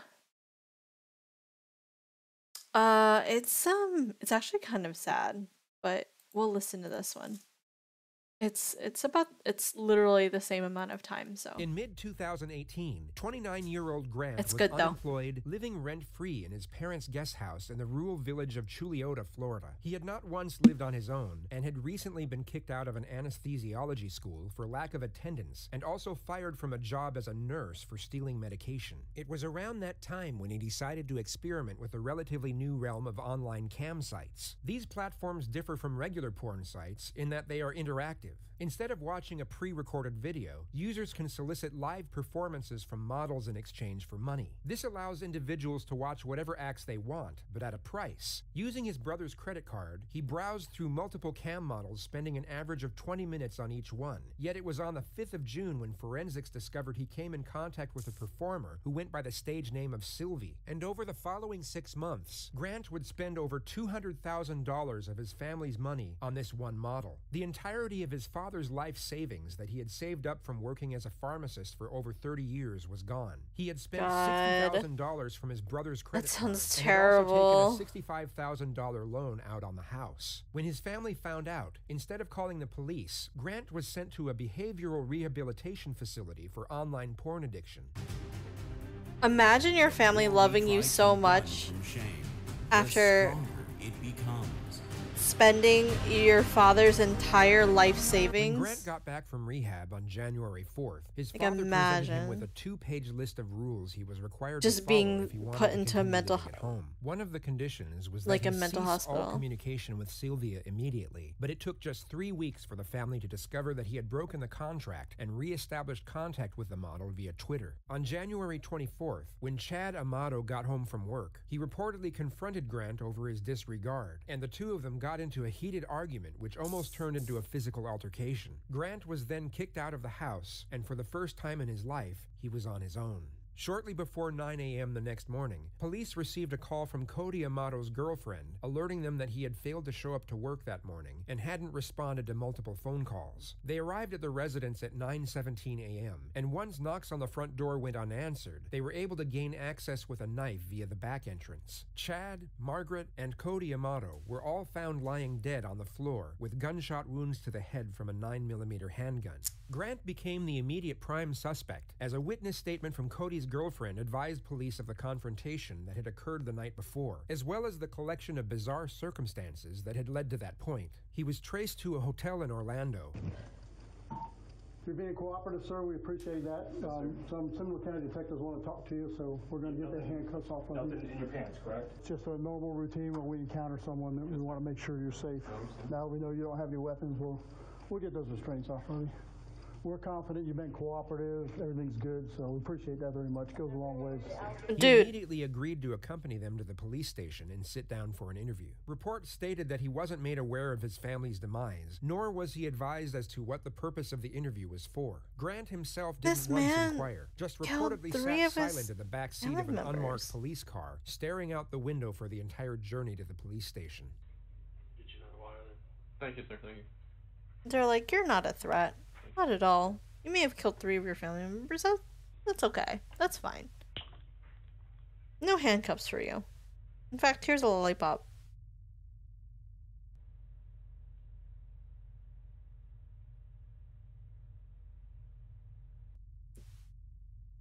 Okay, good. To look up for a second. What? Coke right now? No. I'll hold off on that. Okay. Hi, I'm Eva. Hi. How are you? I'm here. Just to restate, he has not been told, nor given any insinuation as to why he is sitting inside an interrogation room, and has not once inquired himself. Hey, we really appreciate you coming up here with us, and at any time during this you need to stop and go to the bathroom, want a drink, thing, just let me know, and we'll be happy to get you in. My name is Danny Anderson, and I'm a deputy Seminole County Sheriff's Office at Eva. The investigator's initial plan is to establish a friendly connection with the suspect, which can often be a highly effective tactical procedure to elicit a more detailed discourse. Yet on this occasion, something seems to get lost in the endeavor, which you'll just have to see for yourself when the time comes. This is one of the most fascinatingly aggravating interrogations to ever be released into the public domain. Fascinatingly irritating interrogation. Full name? My full name is Grant Tiernan Amato. What is there any special nursing degree? What you do, or? I mean, I have like other certifications.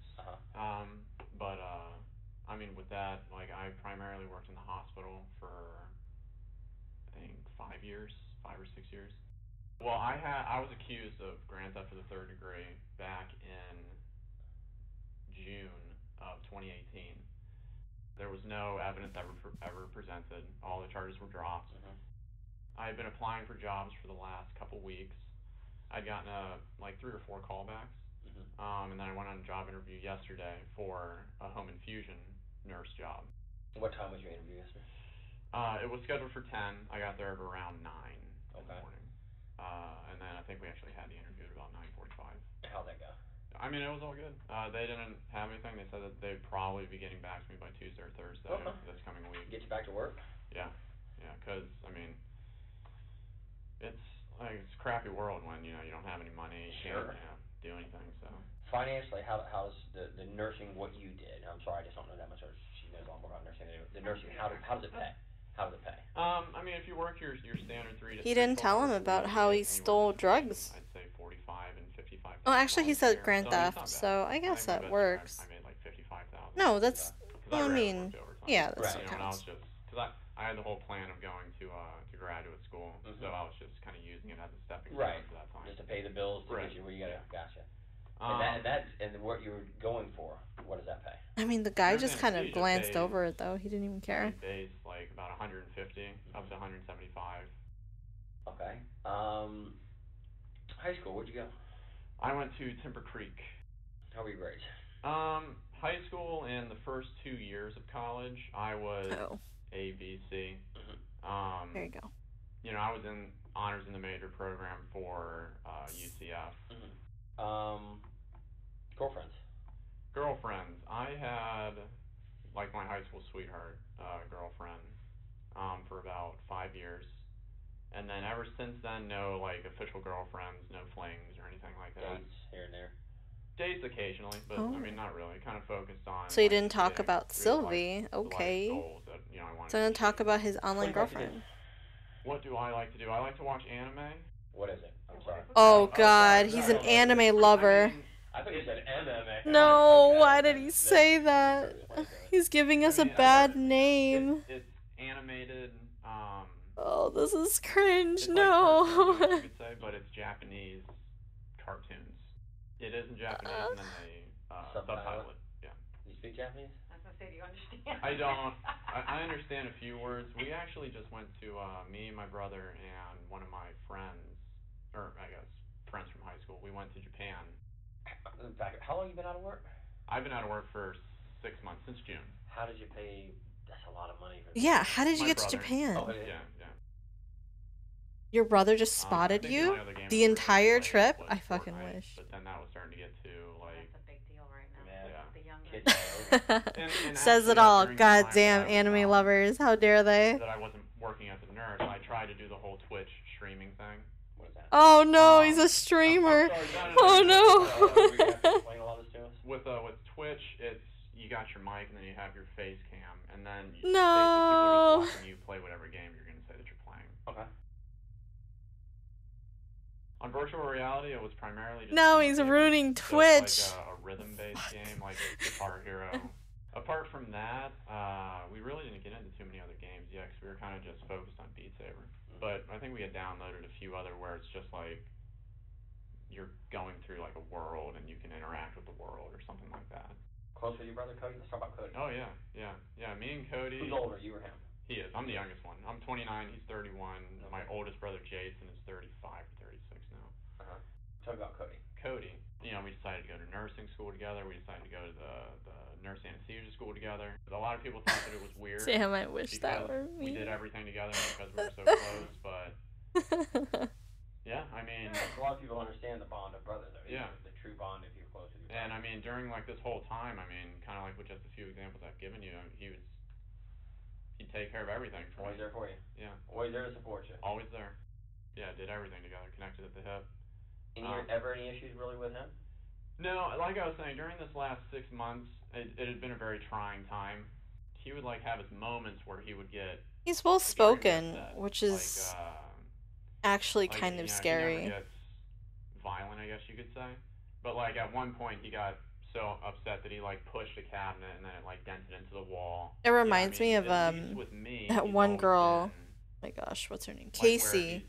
He's there where she sounds so confident it takes, that it doesn't sound like a lie. Take care of it for she doesn't sound like a killer. You know. My mom has It must have been a bizarre sight for the detectives to witness when a man who had just allegedly shot his mother in the back of the head gave a reminiscent smile when she was brought up in the discussion. She's always been the kind of like Cody. She's always been the one that focused on me, and Were you the baby? Your confidence is key. For my mom. And it's like in the last one, remember? Mom's favorite? Yeah. You know, countless times my dad would like come up to me. Thank you, Camilla. And he'd make good luck. Like, me feel, have fun. Like he'd try and use things. Confidence is key. Feel guilty so that I would, well, I mean, when you're killing people, but also with other jobs. Almost like a motivation. Good luck. Right. And he'd tell me time and time again that, you know, you're her favorite. I mean, she would do anything for you. And I mean, it's like, yeah, I don't need to hear that. I mean, that's not what would motivate me. Sure. But no, with mom, I think we yelled at each other a grand total of like 3 or 4 times my whole life. Never any issues. I mean, it was always like if there was somebody that I could talk to and like Cody wasn't available, I'd always talk to my mom. I'd always let her know what's going on. Funny that, considering she's dead and you shot her in the back of the head. Dad. What does he do? Dad's a pharmacist. He works for CVS. He's been a pharmacist for, I think, 35 years or so. My dad was a very, like, angry, violent type person. Overbearing. You know, like baseball practice, it'd be like for 4 or 5 hours, and he's hurling the ball as fast as an adult can. And we're like 7th to 8th grade trying to catch this stuff. Belittle you? He would belittle me when I was younger. The problem, I guess, was that I was always like the jokester, the one that could calm everybody down, make everybody smile. If it was a heated situation, I could say a joke or something and then make everybody kind of move past it. And I was just in the point where it's like, you know, I'm hearing, you know, all this stuff from Dad. I'm seeing how much Cody's helping me. You know, Mom's stressed out with her job.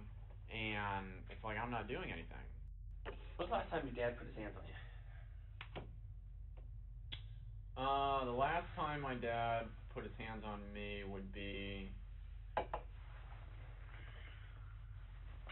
say, kind of the middle of December of 2018. What happened? It's because, you know, with all the money that had been getting spent and... Just to be clear, the CAM model has not yet been brought up in the discussion. The money being spent, in this context, would simply be his living expenses. I guess just a mix of everything that I've been saying, just kind of boiling up in him. And the fact that I was, to him, it seemed like I wasn't concerned about it. So, and then plus I was, you know, I wasn't acting like myself with the jovialness and, you know, all that kind of stuff. My father chose to admit me to like a depression or an addiction clinic or something like that in Fort Lauderdale called Cornerstone. When was that?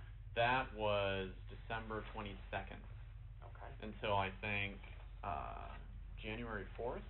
Did you agree to go? I didn't, but they said that, you know, this was your only... Who said? My dad.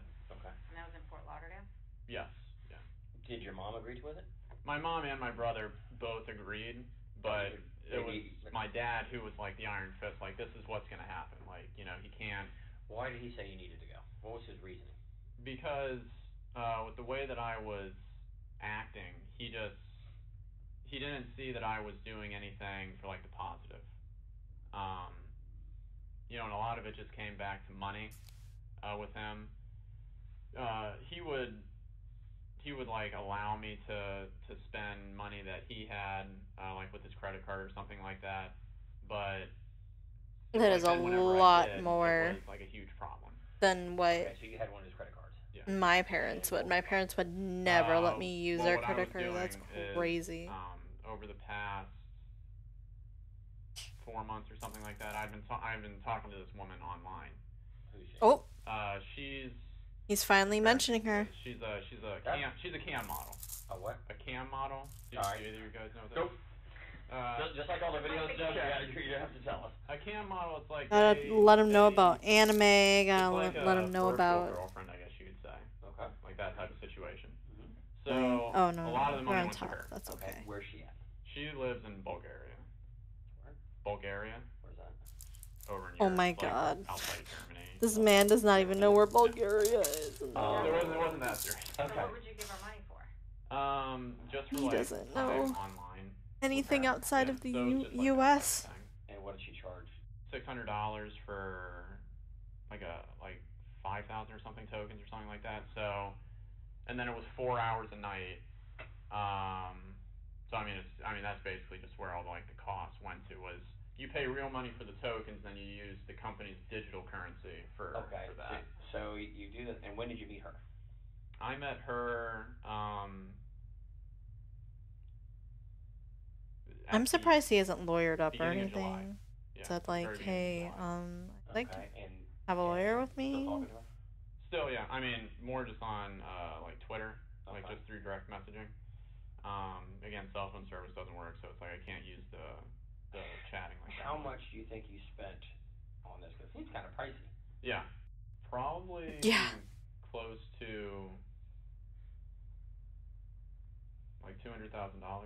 Oh my god, that's so much, dude. Yeah. And where'd the money come from? Money came from me, my brother, and then my dad. Did they know where the money was going to? They didn't know that it was going to a cam model. I was saying that it was going towards my Twitch streaming, like advertising, like putting my name out there and that type of thing. So I guess to like bring it all back with why. Honestly, I think advertising would be cheaper. It was hiring a cam girl. It's like he felt like, you know. Well, yeah, he felt betrayed. Of course, he felt betrayed. You lied to him and used his money. Yeah. And why would he not feel there, betrayed? You know, I spoke to like the therapist and psychiatrist and all that stuff. I didn't need any medications for anything. They had analyzed it as, this is an isolated event. You've been out of work. You have this PTSD from the whole getting arrested thing. And I mean, the last thing on my record was, I think, a speeding ticket back when I was at UCF. They had signed me up, I think, to be there for 60 days. So then I was only there until January 4th. So who paid for that? My brother. I cringe at not even 200K, 2K for like a model. A 2K model is like amazing, beautiful model. 200K for a streaming setup? Oh my god. Now it's just stressful again. But they had all just said that it was just. I would not trust myself to actually stream. I would have to give it to someone else. When I got back, be like, please. That's when my dad started to get really kind of overbearing. And I will invest in you. I believe in your talent. It's like with him, it was every single day, hours a day. Hours a day.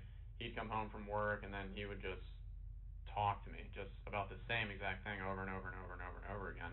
When was the last time that you and your dad did have, you know, a heated conversation? It would be Thursday, because one of his rules was that I wasn't allowed to talk to the woman anymore that I had been talking to. But I guess you could say behind the scenes, my mom would let me talk to her through her cell phone using Twitter. So yeah, anyways, on Thursday, he had apparently found Mom out was that I was speaking enabling to her. him? You know, That's it wasn't that's really on my mom intention to too. Come continue on. talking to this woman, but it just kind of happened. And then because there was like that emotional connection, I guess you could say, between her and me, like I like, you know, it felt like a relationship. You know, I didn't want to just stop cold My turkey. guys, she's a So cam girl. Thursday, you're home all day Yes. with your mom. She works at home. Correct. Yes. Your dad's at work. What's his normal work hours? He works until I think he had to go in early that day, because he had to start like doing overtime or something like that. And he normally works though from like 5 or 6 in the morning to I think he gets home between like 5:30 and 6 at night or something like that. What time do you get home that day? He got home at like 5:30, and then he came in and then he asked me in a calmer state, I guess you could say, like basically the leading question of, you know, why do you think we're about to have this conversation? Giving me, I guess, That's that fair. opportunity to be honest and truthful, to maybe tone it down a little bit. I, of course, did what I always did, where I kind of Feigned ignorance? didn't admit to it. And then he came out and he told me that I had been doing that. He had proof. Yeah. Have an argument? Yeah. He kind of, you know, pulled me up from the couch, and then he was yelling at me to pack my shit up and just get out of the house. That he was the one who had to be the hammer, and that, you know, why am I making him have to go through this, and all this other kind of stuff. Okay. I had my argument, and then I'm packing my stuff. I'm, you know, taking it out to the car. It took me like a couple hours to get as much as I could, just kind of out into there. So I left, and then. What time do you think you left about? Oh God. 9 or 9:30 or so. He goes on to state that he met up with his brother soon after on the side of the road. And what was the conversation?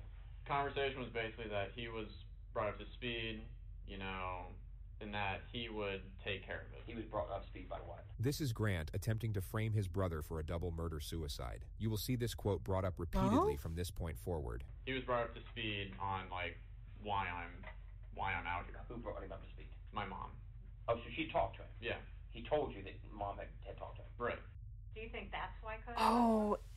According to Grant, Cody had left work a few hours early to meet up with him on the side of the road. Cody had indeed left work early, yet it wasn't to meet up with Grant. It was later proven that while Margaret Amato was sitting at the computer sipping on a glass of red wine, Grant shot her in the back of the head. He then lay in wait for his father to return to the house, then shot him twice in the head as he entered the kitchen. Cody then received a text from his father's number, asking him to come home urgently. Forensics believed that he was very likely pleading for his life soon after he entered the front door. He was found by police with a gunshot wound to the face, lying in the fetal position. His credit card was stolen, with a purchase made to a campsite for $600 and estimated Oh 30 my minutes god. I mean, in my He's mind, I was just addicted. thinking, He's okay, addicted. He used his own brother's card to try to talk to this cam girl. That's so crazy. And he leaves to go home. Right. And you leave to go where? And then I stay in that general area. And he can't even stay away from her, even after he killed his family. Where I am. It's wild. Yeah, I was staying in that general area, and then I decided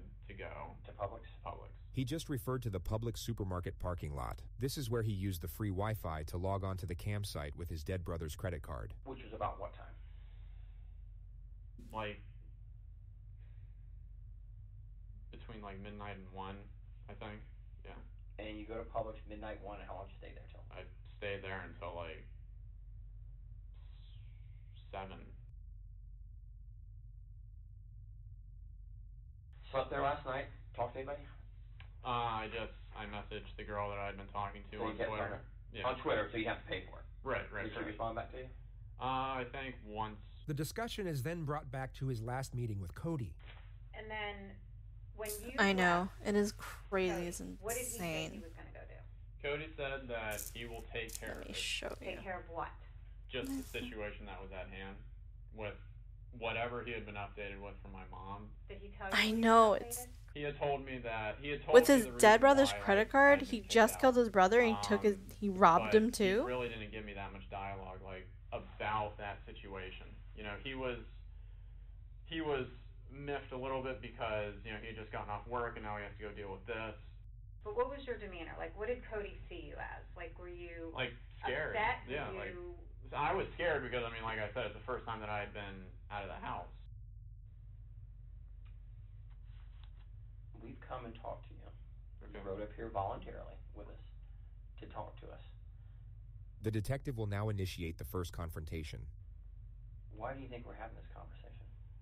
I honestly don't know, but I'm pretty freaked out at this point because, you know, it's, I mean, I know, like, how the situation was when I left.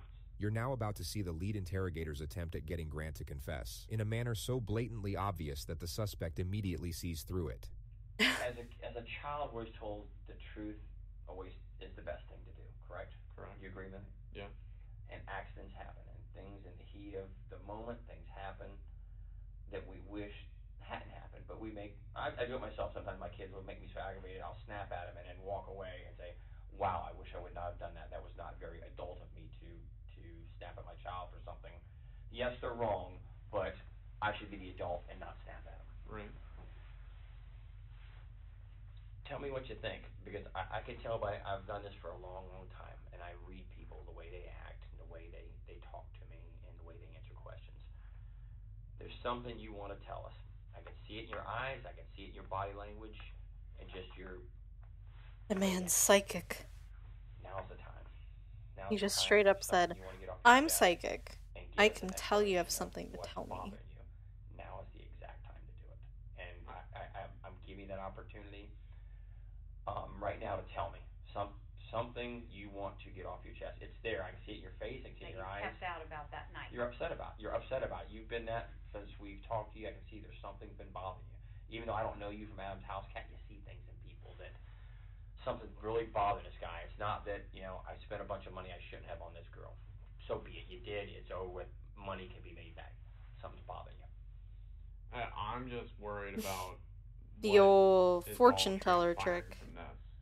I think at this point right now, to be honest with you, Grant, you know what it is. It's in your eyes. Your eyes is the view to your soul, and it's in your eyes.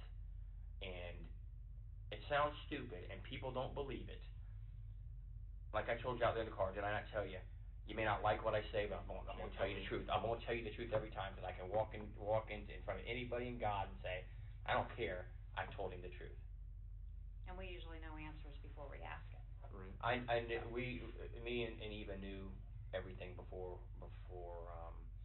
we asked you the questions. Now's the time to come to Jesus, be honest, because you're holding something back. I can see it in your eyes. People don't believe that the police will help you, but we are actually here to help you with issues you may have. I think something happened, and you don't want to tell us, but right now is the time to get it off your chest. And I really wish you would, because it will make you feel better in the end. But that doesn't mean that he's not guilty. I can say about the night or, you know, the periods of time afterwards. This is a very interesting opportunity way to do this, I guess. Make that good impression. And if we've done something we shouldn't have done, you fess up. You caught your hand in a cookie jar. Detective Dan's approach here is so incredibly outdated and predictable that it actually seems to boost the suspect's confidence. It's the detective, in fact, who gives off a nervous disposition. He'll begin stumbling over his own words while simultaneously mixing up his analogies, which never made a great deal of sense to begin with. Damn. Is there anything else that happened at the house that you didn't tell us? That you've left out or we haven't asked? The female investigator's like, let's go back on topic. Did you ever really go back to the house that you haven't told us about? You'll also notice the female detective interject with something useful every now and then. But unfortunately, she's not the one leading this interrogation. That would be the detective who keeps bringing up Jesus, to a guy who just murdered his family to go jerk off in a parking lot to a Bulgarian cam model. I know things that you don't know. And honesty will get you all the things I can do for you, to be honest. I can't deal with someone who lies to me, but I'll deal with someone and help them till the end. No matter what, believe it or not, that's just me, and she'll tell you, it's what it is. I'm going to be honest with you. I'm going to say if I can do something that can help you, I'm going to help you, because every one of us make mistakes and do things we shouldn't have done in the heat of the moment to protect ourselves or to protect somebody else. It happens. Now's the time. Now is the time. So what do you think To be happened? honest. I think that there was something that obviously happened at the house. Tell me what happened. I don't know what happened. I know better. Listen to me. I know better. I can help you, Grant, with honesty. I can help you with honesty. We think something else happened before you left the home that you're either afraid of or embarrassed to talk about. But we need to know exactly what happened because, like Danny said, we can place you there at certain times. And so we need to know what happened before you left that house. Just let her lead. Just let her leave lead. with everything being okay. I honestly, I don't have anything else that I can really say. I mean, I don't know. Do you even know why law enforcement got involved? Like what brought us to that home? No. Once you start telling me something that's truthful that I know, then we're going to have a conversation of exactly what happened. I mean, you're a smart guy. You know something's happened at your home. You have law enforcement here. You haven't heard or gotten any Well, emails I from mean, your family. I'm just scared as to what the answer is. Well, you need to help yourself by filling in the blanks of what happened that night so we can give you the answer. Did anything more happen with you and your father besides him grabbing you up from the couch and yelling at you and kicking you out? Anything at all? Did he harm you, hit you? No. Draw any weapons on you? No, he didn't do anything like that. I mean, he was just yelling. This is the time to come to Jesus, to be honest. Because you Stop. I'm looking in your eyes. Stop. Tell me exactly Stop. that you are hurting inside. I get it, brother. I get Not it. the You're eyes. And this is the You're only scared. time. Don't call him brother. Just. Because once we get to a certain point, there's nothing I can do.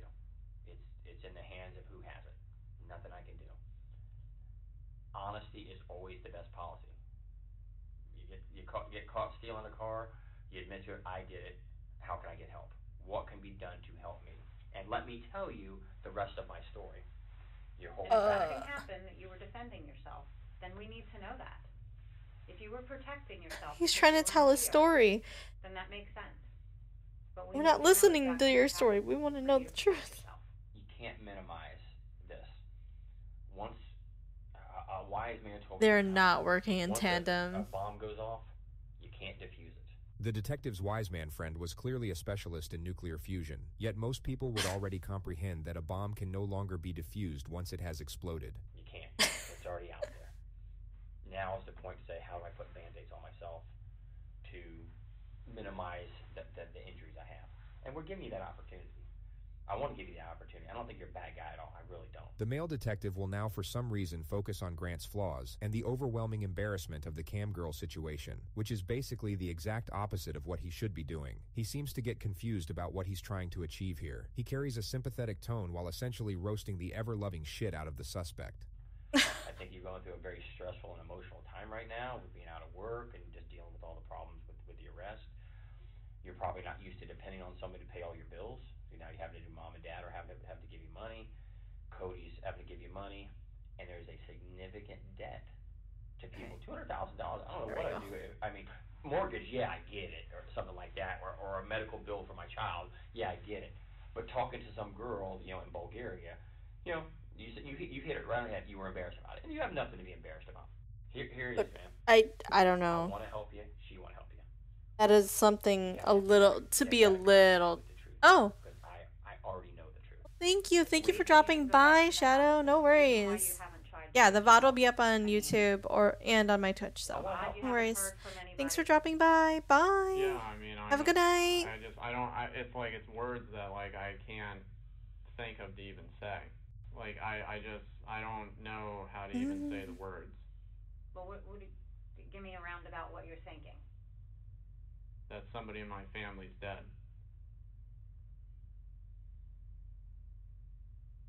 And how does that make you feel if you're thinking that? I have absolutely no Good ability evening. Good to comprehend the evening. words. Yeah. Because, like I said, I've been there for my whole entire life, and even though there's Amy. been struggles and everything like that, Good there has evening. never been Oh, any shoot. issues. There's never been the struggles or the issues like happening. Shadow just left, but you're doing a tag team thing. I believe it's never been like that. But You're something tagging out. happened Thursday, Or unlike Shadow's tagging anything out. you've ever You're experienced tagging in. 9 years of your life. Never. And maybe you felt that was rock bottom for you. You were getting kicked out of the house. Your father gave you an ultimatum. I mean, that's... The female detective will now carry out what the male detective was probably trying to do a few minutes ago. She will afford him justifications for the crime, making the gravity of admission less intimidating. You know, you're already dealing with the debt, and, you know, now you have to stop talking to this girl, and now you're being kicked out of the home. Yeah, we were listening to Rotten Mango earlier about some girl. Let me. We were listening to. Yeah, we were listening to Rotten Mango. She's very good. It was a story about this 23, 24-year-old woman who kind of looks like a high schooler or like a middle schooler. She looks really young. And they call her a hikikomori.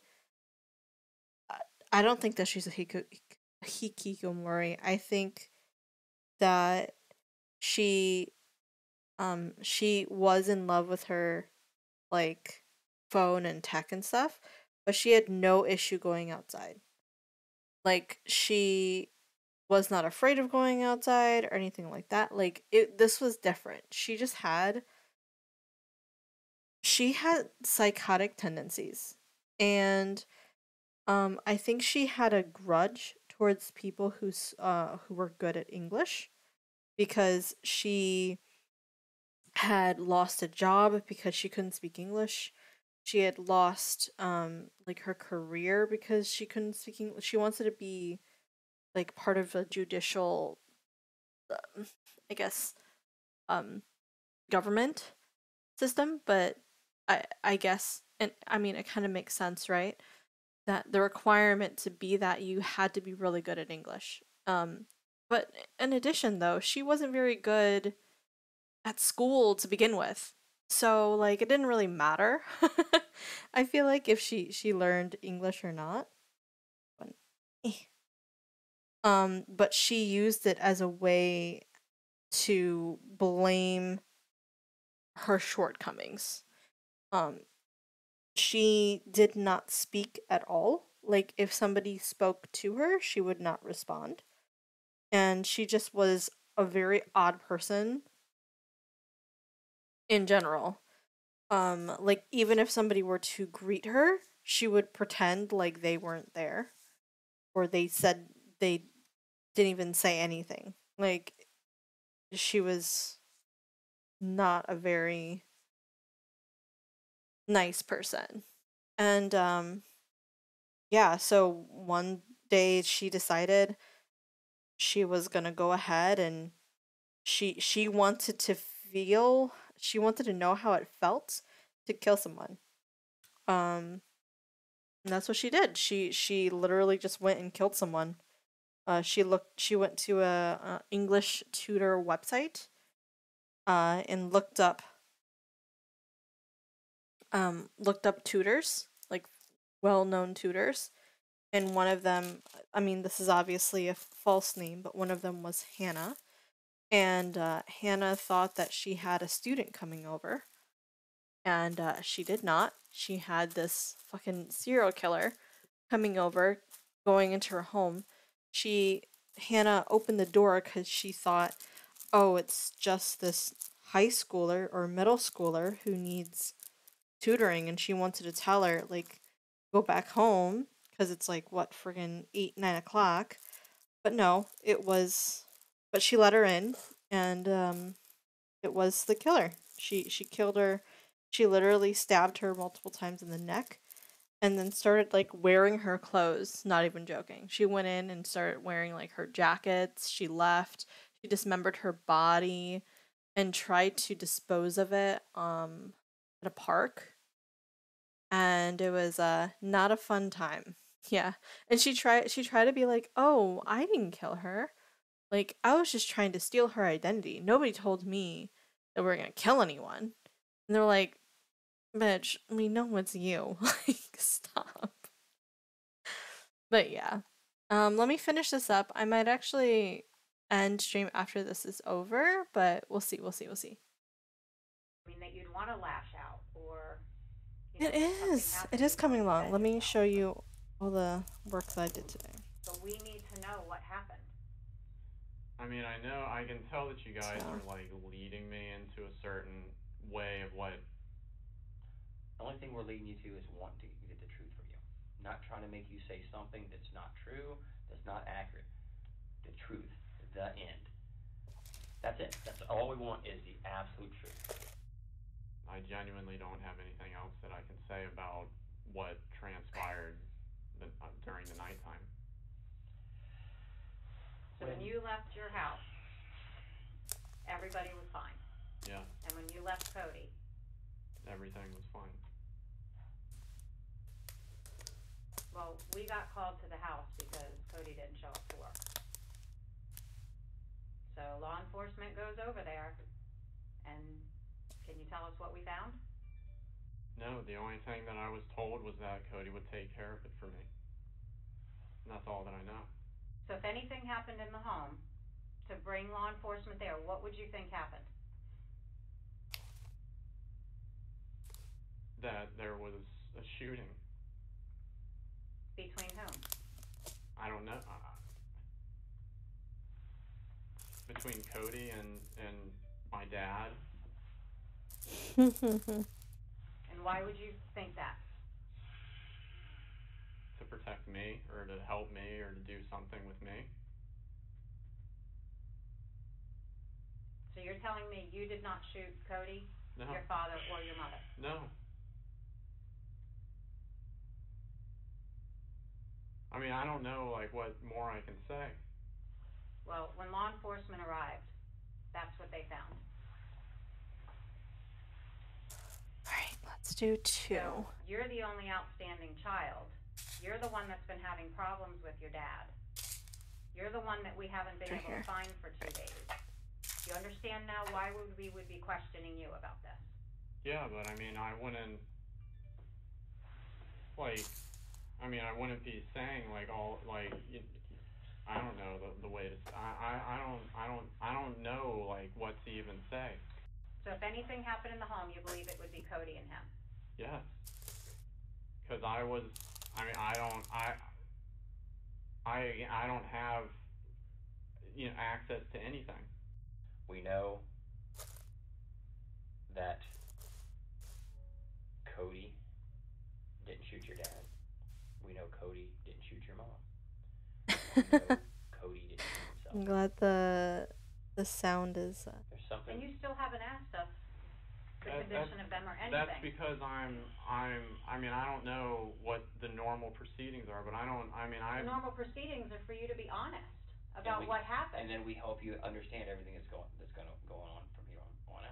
Oh my god, this guy needs to shut the fuck up about what's happening next. Like, you are leaving something out about what we need to talk about what's present. And the evidence tells us what happened in the home. It's like he wants him to get away with it. I don't know why. The suspect's composure was finally starting to slip. This was the perfect moment to draw out the silence to see how he'd respond to the pressure. Please don't say about Jesus. Here's my hand for honesty. No! I'm going to be honest. When it's all said and done, I'm going to be honest to the very last day that I deal with you. And then when this investigation continues, I'll go on to the next person to be honest with them. Stop. I can only do so much with honesty. Honesty. So what are you not telling us? What happened at that home that you know? Just let the female investigator work. Just let her cook, okay? Looking like that? Or did you leave the house with your father looking like that? Or your mother? Is that how you left your family? No. Nobody else went into that house. Who left your family? Some lady investigators are bad, though. You were I've the seen one that's a been lady depressed. investigator You were being the one that bad. owes money. You were the one that got into a confrontation with your father. Who did this to your family? I also think that women are just better at mental If you were gymnastics trying to sometimes when it defend comes to yourself like or something else psychologically happened, we breaking need to people. know now. The female detective does an excellent job at affording him the option to admit to a lesser infraction, which in this case is self-defense. She provides the option while simultaneously building pressure. It's a textbook maneuver, and she does it very well. To help you. That's literally Pog right So there. tell us She's what just happened, fucking going off. Somebody We're here get to this listen woman to an you. Oscar. You need the truth. A medal. We're here to make Please. this right. You gotta tell the truth. It's on the tip of your tongue, my man. I get that. It's Did your tough. father go after you and you try to protect yourself? No, I didn't do any of this. Hey, I know. Video surveillance tells me everything that happened this night. I'm telling you. Of people that you'd be surprised who in your He neighborhood. called him brother earlier, And I actually. know He was that like, there's only it's 4 okay, people in brother. this house And I'm like, during stop. this time. No. 1, 2, 3, 4. Don't do this. You gotta tell me, man. You got to tell me. Get over that. 10-4, brother. The video, if you're sitting there saying no, no, no, no, no, and video shows something else, guess what? Big problem. Because it will wind up later on that you can't get any help from anybody. A lot of this, what people make decisions on is honesty. Was somebody honest? Didn't fire a gun. Why do you insist on telling him, oh, just be honest, just be honest? He's clearly not trying. Like, you have to entrap him, dude. It's like somebody playing tag, and then the tagger is, the runner is like, come and get me. And the tagger's like, you know, you shouldn't be running away from me. You should be coming and running towards me. And it's just like, no, do you not understand how this game works? That he would kill you? Right. For what reason? For if I basically did anything related to this, again, costing him a lot of money. And Cody knew about that. Right. So when did you learn that your family? Okay, because I don't want to talk over them, but he did though. After okay, this was before you got here, Shami, but essentially, this guy,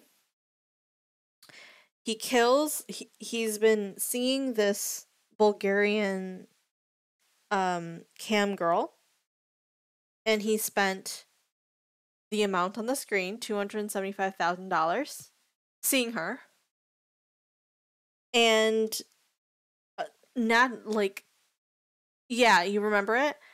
And then the thing is that right after he kills his family, he calls her using the card that his dead brother, he just killed his brother. He ended up robbing his brother afterwards, grabbing his credit card, and calling her after with his dead brother's card. Like, what? What? You're doing the exact thing. The exact thing that your family thought you would. Oh, woof. Woof, man. Yeah, like. Imagine being that thirsty. That is a Sahara desert for 2 days in a row type of thirsty. You feel bad for, yeah, I feel bad for the cam girl too, because she's just doing her job, okay? She's just trying to get money, doing her job, flaunting her body, whatever. Like, she's doing what she wants to do, right? And then here's this other man just obsessed with her, literally obsessed. And it's just like, she can't even do her job. Like, she literally cannot do her job because this man decides to kill because he can't see her more. Honestly, if I were that cam girl, I'd probably just be like, I don't want to talk to you anymore. I'm gonna block you. You're banned from all of my. You can find someone else. Go and touch grass. Talk to the actual like woman who you don't have to pay for. So, but anyway, I guess it's asking for too much.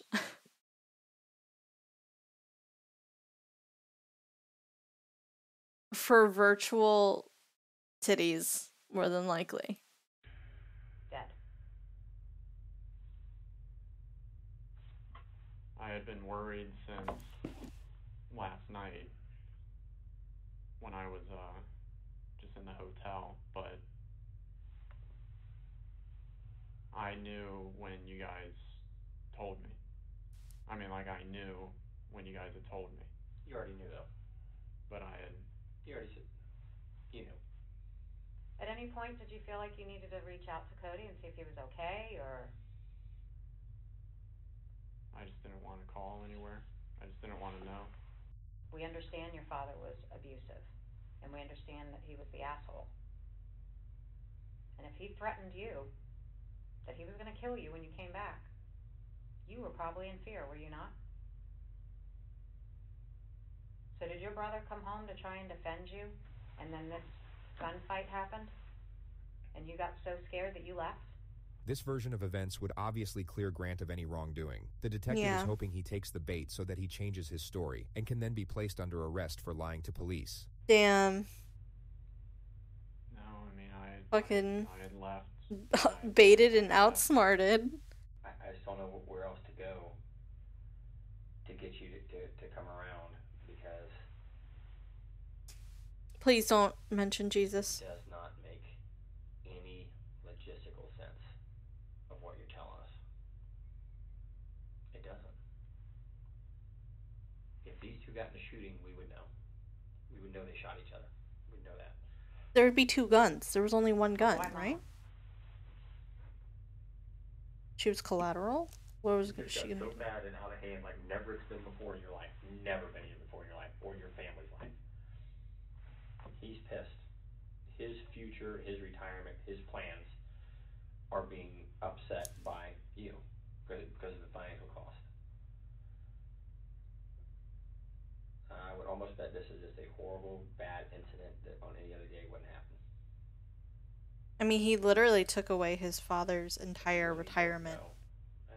Like, fucking imagine, you work that hard to retire and you find out you can't because your son decided to use all of it. Because he's so thirsty. He's literally simping so hard. And I'm done for good. When I'm done, I'm done. I don't have anything else that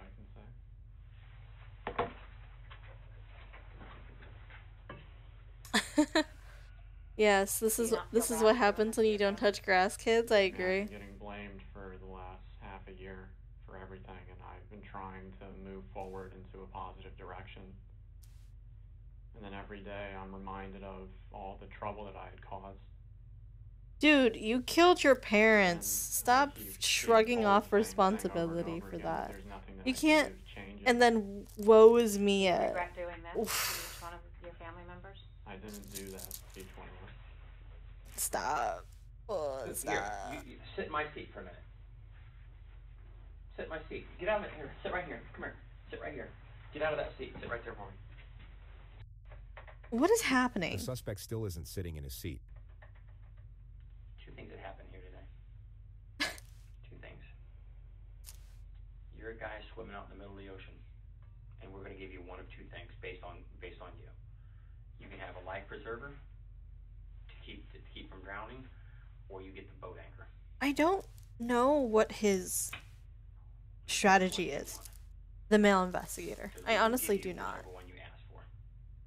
The life preserver, the boat anchor. I want the life preserver that I've said everything that I can. You want it, and I believe you do, but you have not said everything you can say. But there will be a time where you ask for that life preserver. I can't give it to you. I can't. Once I cross a line I gotta step over, can't do it. Won't do it. Yeah, I don't know. Think about that. I don't think it's good cop. It's just. Think about the last life preserver I can give you. Think about it. Take a few minutes just to reflect on it, and then we'll come back to you in a couple of minutes, and then we'll go from there. And what happens is what happens. I hope the female investigator within those few minutes is like, please fuck off. You're making everything worse. You alright, man? Okay. Need some food, some water? You good to stay for a while longer? You okay? I mean, I just don't have anything more that I can say. I don't know what the next. I'm not keeping you. If you want to stay, well, I'll talk to you. Earlier, he said he's an anime and he's an anime fan, and he streams. He's ruining. You're not detained. You're not being. He's ruining Twitch streamers, man. What the fuck? You didn't have to do that. Okay. Give me a minute. We'll get you out of here. That wasn't necessary. What we'll do is we'll get you up somewhere. I'll give you my card, my phone number. If you want to talk to me, you're more than welcome to call me. And we'll move forward from there. Fair enough? Any questions of me before I go? We don't blame him. We don't blame him. I'll be happy to answer any questions you may Here, have. this is for you. Live your life.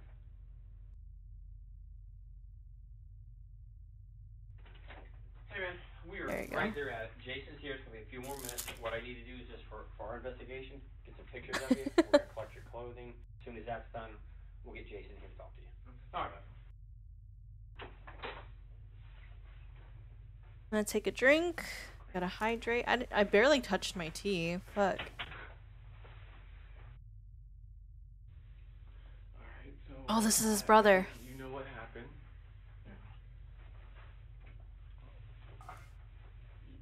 His poor brother, dude. I'm gonna ask you plain out.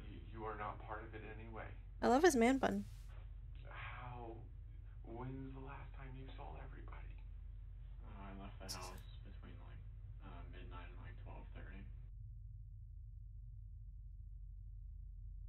I want to believe you, Grant, but you're the last person that I could put in that house. And I know what happened over the last 6 months. Who else can I blame? How are we gonna find out who did this? I don't know. I don't have the answers. The shit you did, you could have been in jail. You would have been in jail for years. I know. And they covered it up for you. I'm scared for you, and I'm scared for myself, and I don't feel comfortable with you being around me alone. I'm sorry. I could take you physically, but if you have a knife or know where a gun is, I'm fucked. I need you to be honest with me, man. I need to have closure. I was told that you would not have access to be able to contact this woman. I know. Why do you feel the intent to still contact her? He sounds so heartbroken. I mean, his entire family, except So are you saying that you love the his woman? brother, I feel like is alive. Okay, you feel like you did, so you don't feel that way now? Well, I mean, now it's pretty much, I mean, it's not what it used to be, is all I can say. Because she's aware of what has happened in the last several months. Right. It hurt, right? Well, yeah. Yeah, because you can't carry that persona that you carried before. I do love you, though. Just remember that. Just like Mom, Cody, and Dad loved you. Oh. Nobody loved you any more or any less.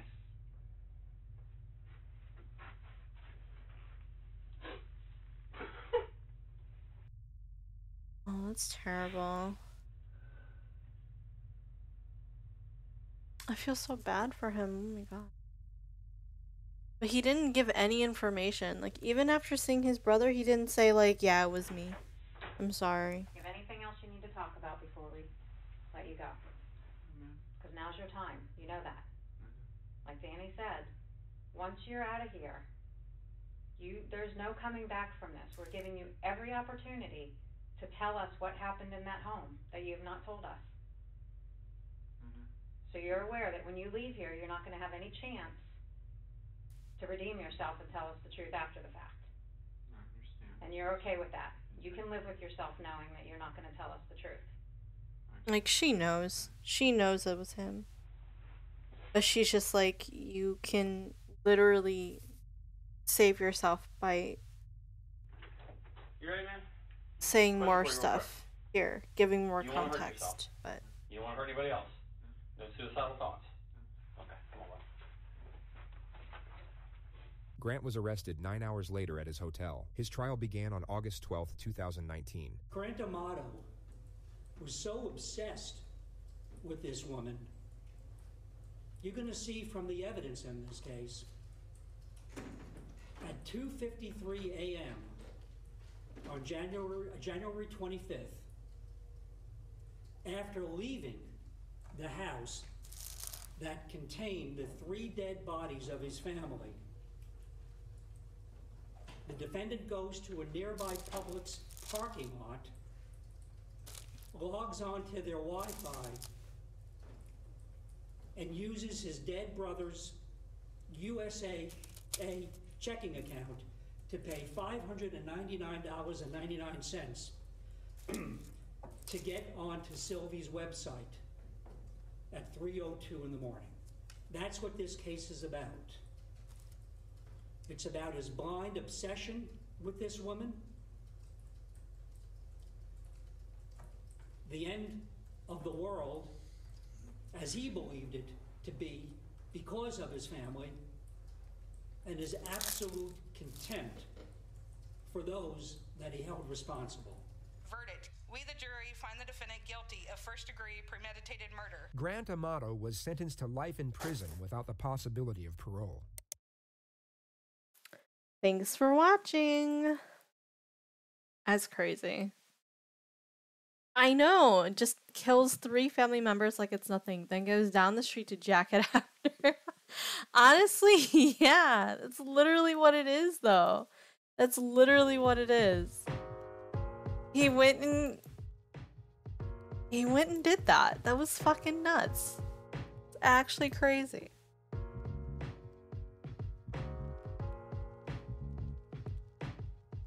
Alright. Okay. He did that. He sure did. I am sad. Well, I'm sad for the family there, especially for the brother, right?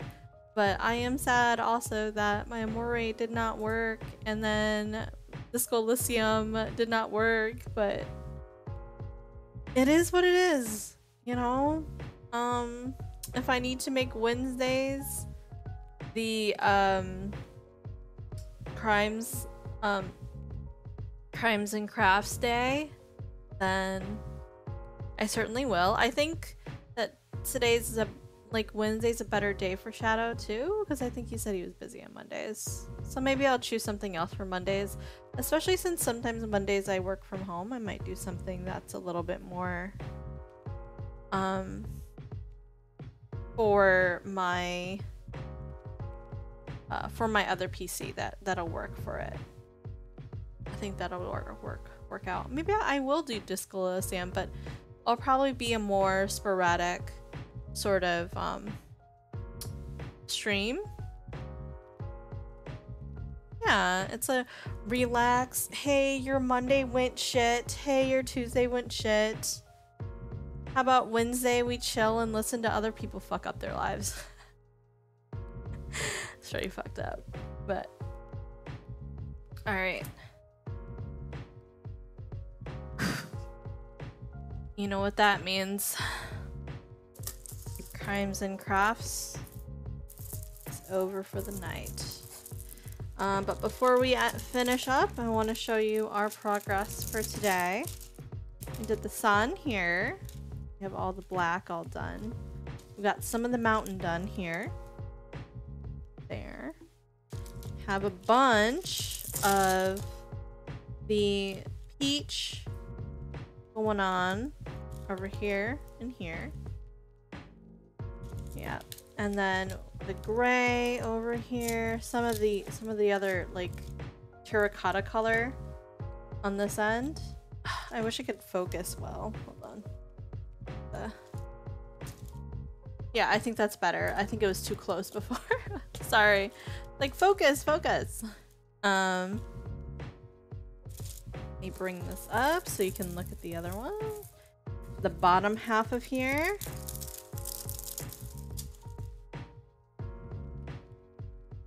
Okay. Bottom half. This is the bottom half. Goes. And that sparkle, very cool. Yeah, so that's what we're making our way downtown. How many colors do we have left? Let's look. We've got quite a bit of colors, honestly. We've got these guys. We've got these guys. This and this. So not too bad. I would say, because I went through, let's see, how many bags did I go through today? I went through 1, 2, 3, 4, 5 bags. That's not bad, honestly. So that's exciting. Do you think that you would want to pick this up, Jemmy, along with Miss Cat Biscuits? Ms. Biscuits. I don't know if you're up for that. Maybe post Fan Fest.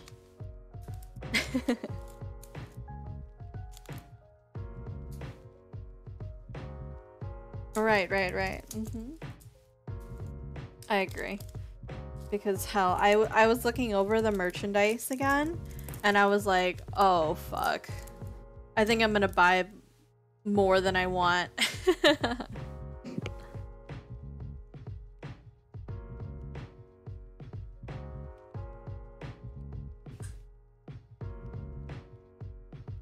Oh yeah, did you do some shop therapy?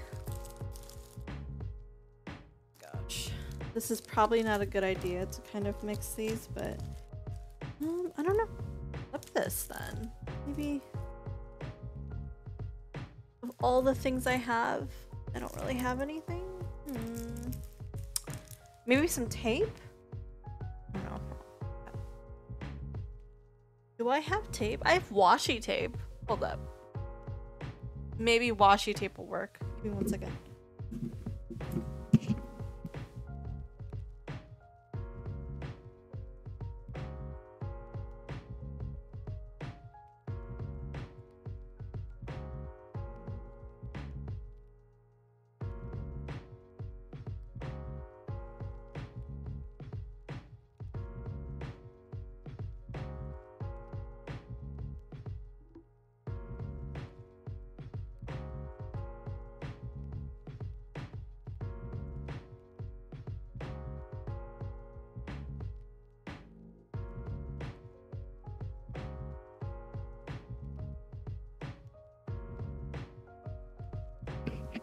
Okay. I have this bag. I know this shape. This is a familiar shape with me. A box of washi tape that I haven't used in forever. What color should I go for? Here. Let me show it to you. I'm trying to get a good, there you go. So this is right and this is left for you. So right, left.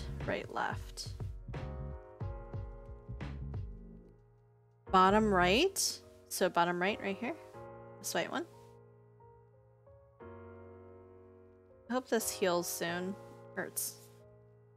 Actually, a funny story about the like nick on my thumb. What did it was my own thumbnail. I was like driving, trying to pull something out. I don't remember. And I basically stabbed the fuck out of myself with my own nail. It actually hurt. Fuck. Look at that. That's so pretty. Let me show you. Let me show you and it not be upside down. Can you see that? Is it zoomed in? Or focusing? Is it focusing? There we go. Yeah. And then I'm gonna grab the other ones too. 1 second. Because there's the black ones just went everywhere for this one. I don't know. I think it's mostly the black ones. Oh, sorry. Let me see. These are kind of useless. I'm not gonna lie. Uh-oh. Yeah, see? There's black ones, there's gray ones. Okay. Honestly, I might just toss this strip.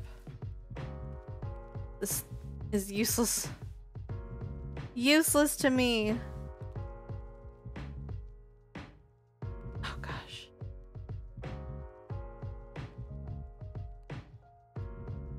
So, what's the plan for you, Shami? What are you planning on doing tonight? Did you take a nap or did you were you just doing stuff? Were you busy? Just gauging your spoons, gauging the spoons. Oh, hi Bumble, do you need something? Okay, let me open the door for you. Go ahead, go. There you go. Yeah, he just wanted some water. Oh, last minute trip shopping?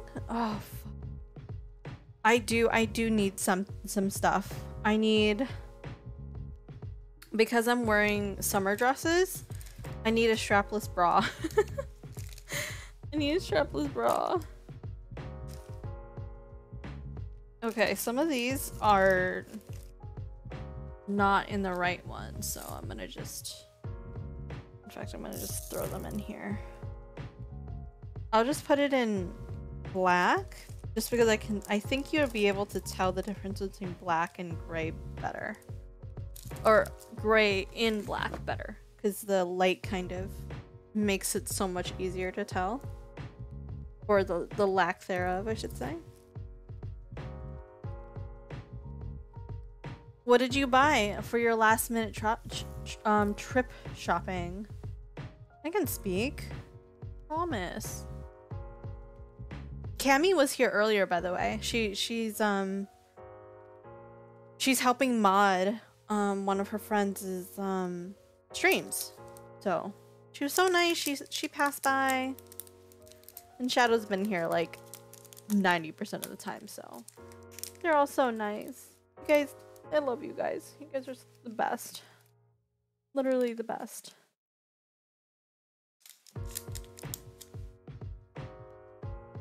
Ooh, a spray bottle. You know, I should have thought about that. I have a spray bottle at home though, so I think I can bring that. I'm a little concerned for my plants. I might bring, so I have these little watering sort of spheres. Oh no, I cracked my nail. Thankfully I have the nail polish. I actually found it.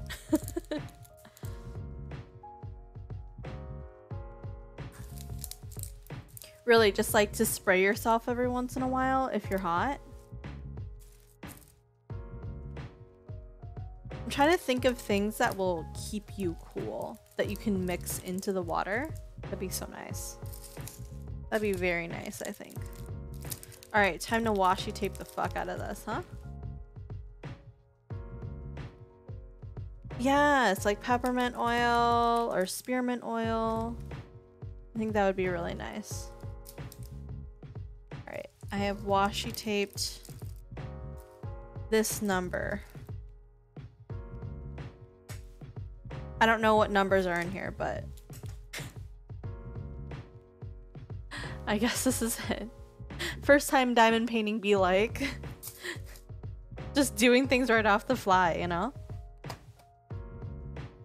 Yeah, peppermint oil sounds really nice. Probably get some. Hopefully, I don't know if peppermint oil is expensive though, and we have to get the cosmetic version too. Because if you get the non-cosmetic version, it might actually burn your skin. Like stuff for like candles and stuff, it's not safe for your skin. So that's actually the reason why those tend to be a little bit more expensive for that reason. Because of it. Okay, that's gonna go in here. Baking peppermint extract. I'm glad you put /s because I was gonna be like, girl, what the hell are you doing? A vanilla extract into my spray bottle. Yes, girl. Oral. Yeah, Rotten Mango's episode was crazy today. I kind of want to watch her Sewol tragedy one again, because that's the greatest thing about watching some of these, because I'm pretty sure I've watched them before. Like the Stephanie Lazarus one I've watched before, but I have the memory of a goldfish, so I don't remember any of this shit. It's like new to me every time. Yeah, I know, that's the reason why we watch it. Shammy, that's the exact reason why we watch it. So we can cry. We can cry our eyes out.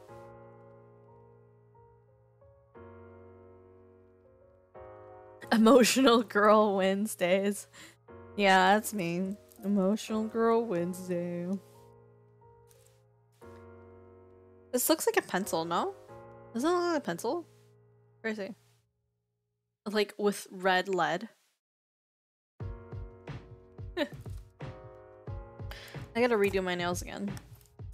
I redid them on yesterday, actually. And I have to redo them again. They never keep their paint. Christ.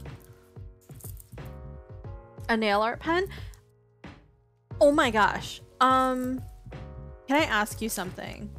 Are you really into nail art? Like, do you like gems and like little like the nail art pens and stuff? Do you have one?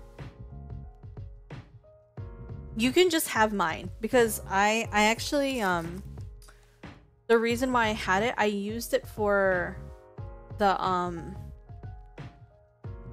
my BTS bomb, like way back when, and I did all those purple gems on there. I did it with a nail art pen.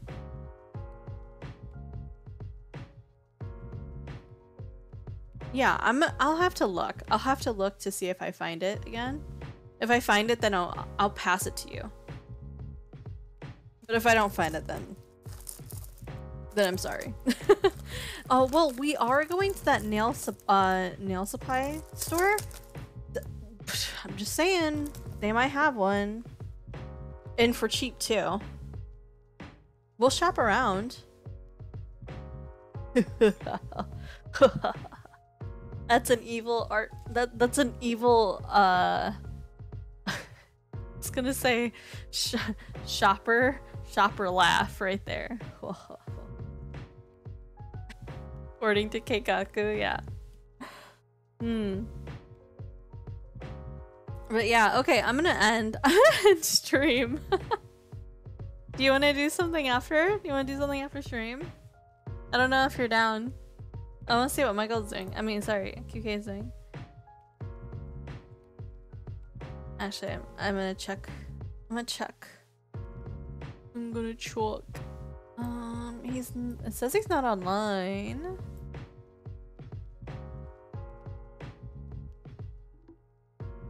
Oh, that's crazy. I love that guy's name. I don't know if you saw the tweet I showed. Hold on. It's this one. Hold on. Let's see if he'll show up.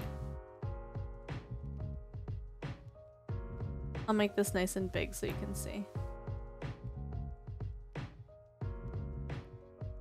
Okay.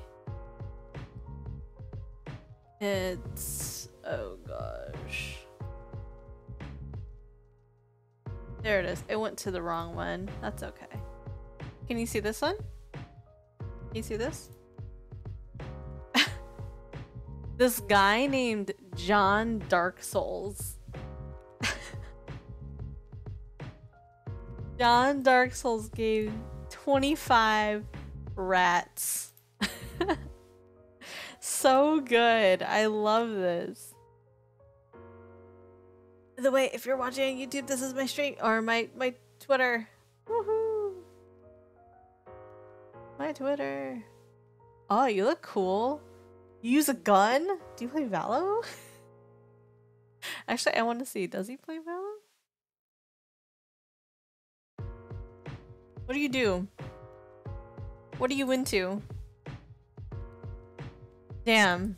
If he doesn't play Valo, I'm gonna be very disappointed.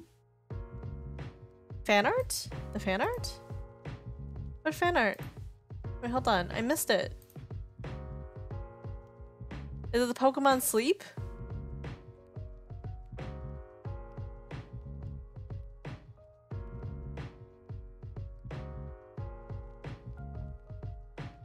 Oh no.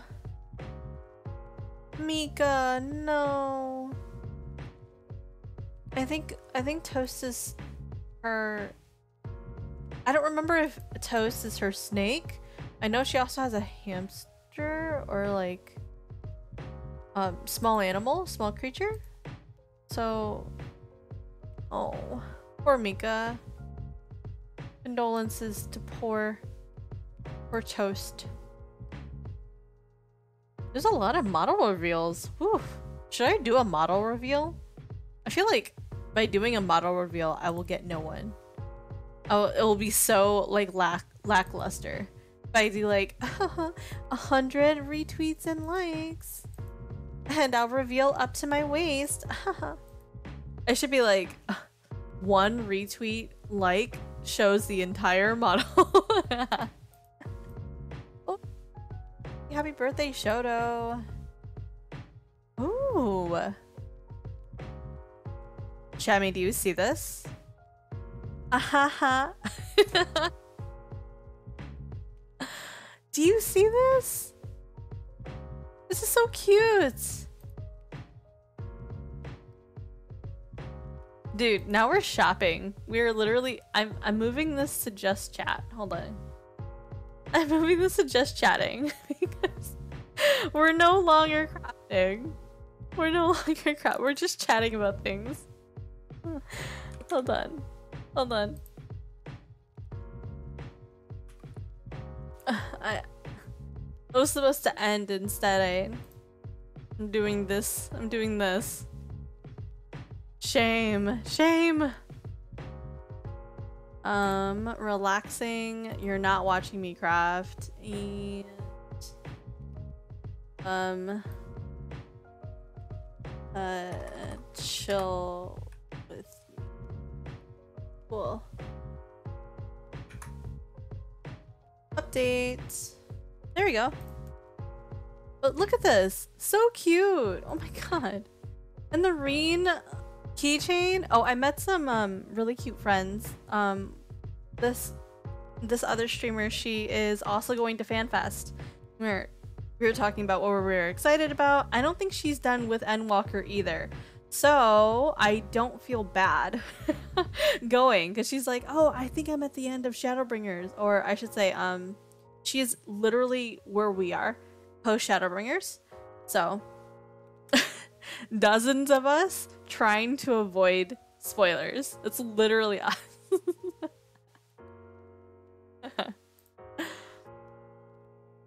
Okay.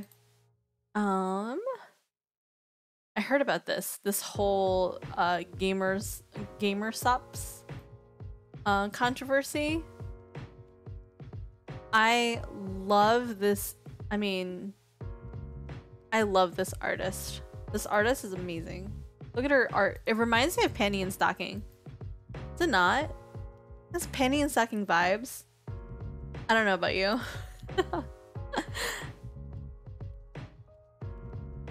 Yeah, it's so vibrant. Such vibrant, like, brilliant colors.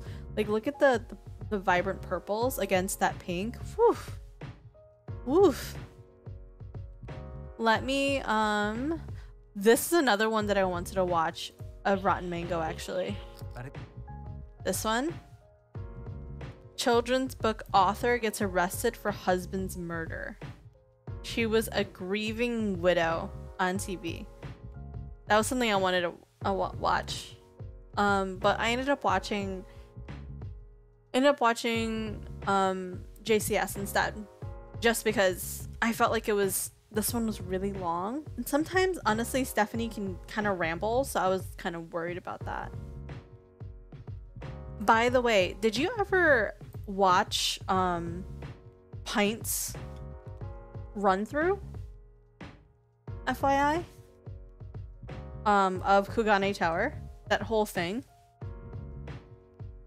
It's really good, by the way. He's a masterful storyteller. Would you like to watch it with me? Are you okay with that?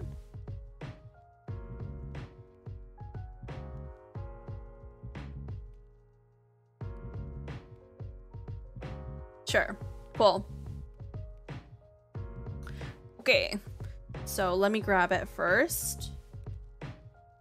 What is it? What am I looking for? Pint. Kugane Tower. There we go.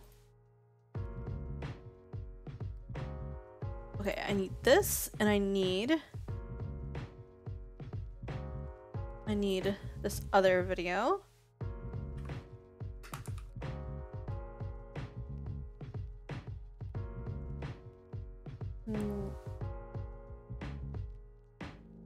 Okay. It clicked. His camera was weird because he's using No. No spoilers.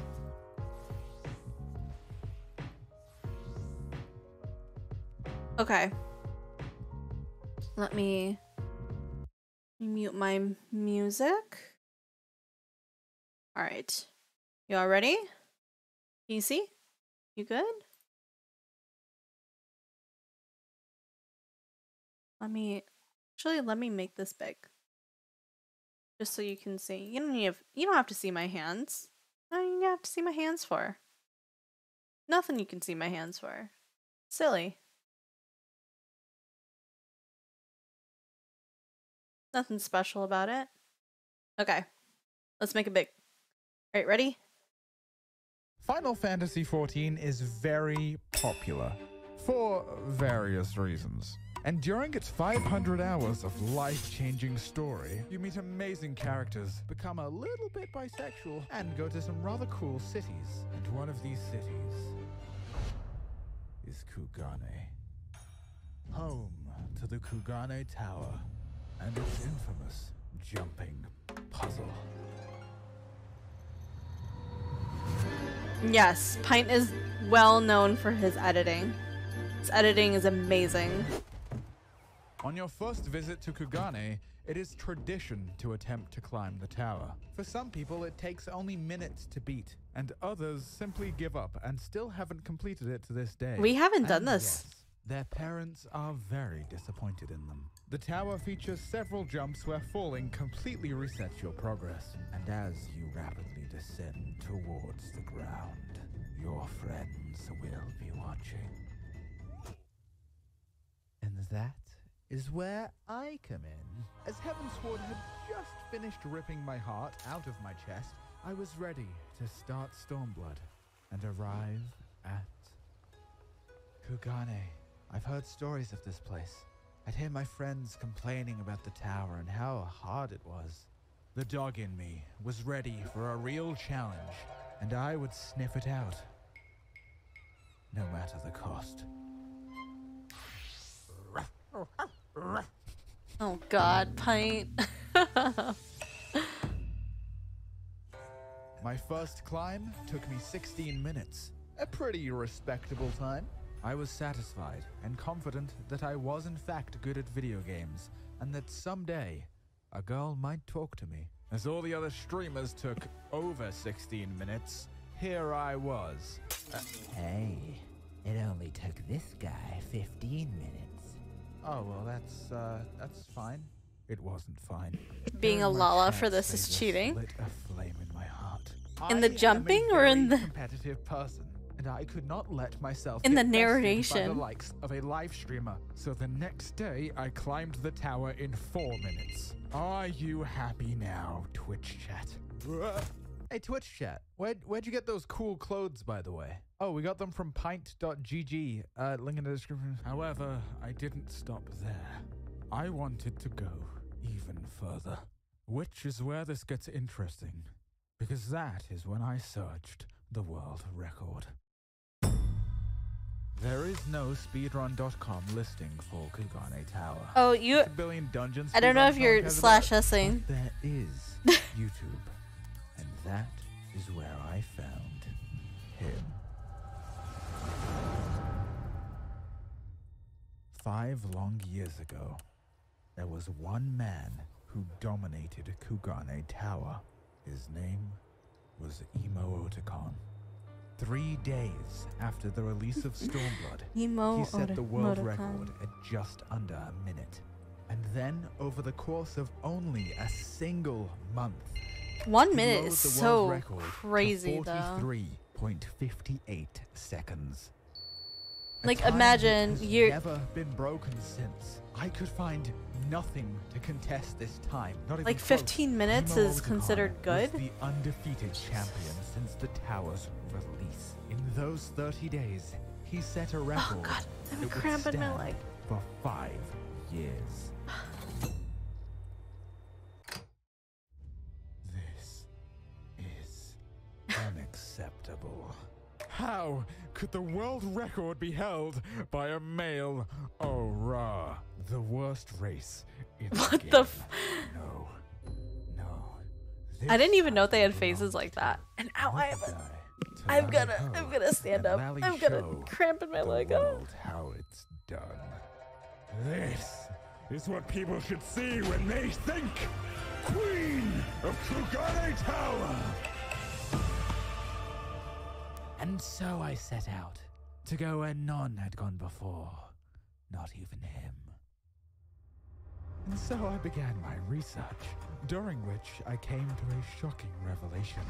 One that would have the entire community in pitchforks against me. A truth that would render the hearts of every streamer broken and sundered. The infamous Kugane Tower. That dastardly Kugane Tower that gripped so many poor souls with fear. Is kind of easy. So maybe streamers are just throwing for content. But between you and me, this tower is a little baby tower. The Should I do start Kugane is Tower pretty on fucking stream? annoying, but after a while you can kind of do it without thinking, but it's still Should I annoying throw on before I hate purpose it. on The worst stream? part- The part Huh? after is so easy, even my kitten could do it. Ow. Peg wall beta. Might give you some trouble, but the jumps have very little variance and can kind of be cheesed. On the top is the dreaded roof, which is just kind of weird sometimes. After that, there's Peg Wall Mini, which is for babies. Look at how easy this is. After that, the run starts to get a little more quirky. Peg Wall Alpha. Possibly the hardest part of the run, and where most of my runs ended. The peculiar spacing of the pegs. The invisible walls all over the fucking place. The invisible walls. Brings you to the That was not invisible, though. Dimbly section. Fuck it, that's what I'm calling this part. Here, a single misplaced jump will send you to the bottom. And while it looks rather scary, the jumps are actually pretty easy. And this will take you to the balcony of hope, where you need to I'm gonna quickly make a underestimate single this tricky jump, this challenge. risking it all, hoping that you don't bump into this wall. Until the rooftop of the heavens. A place only gods can know.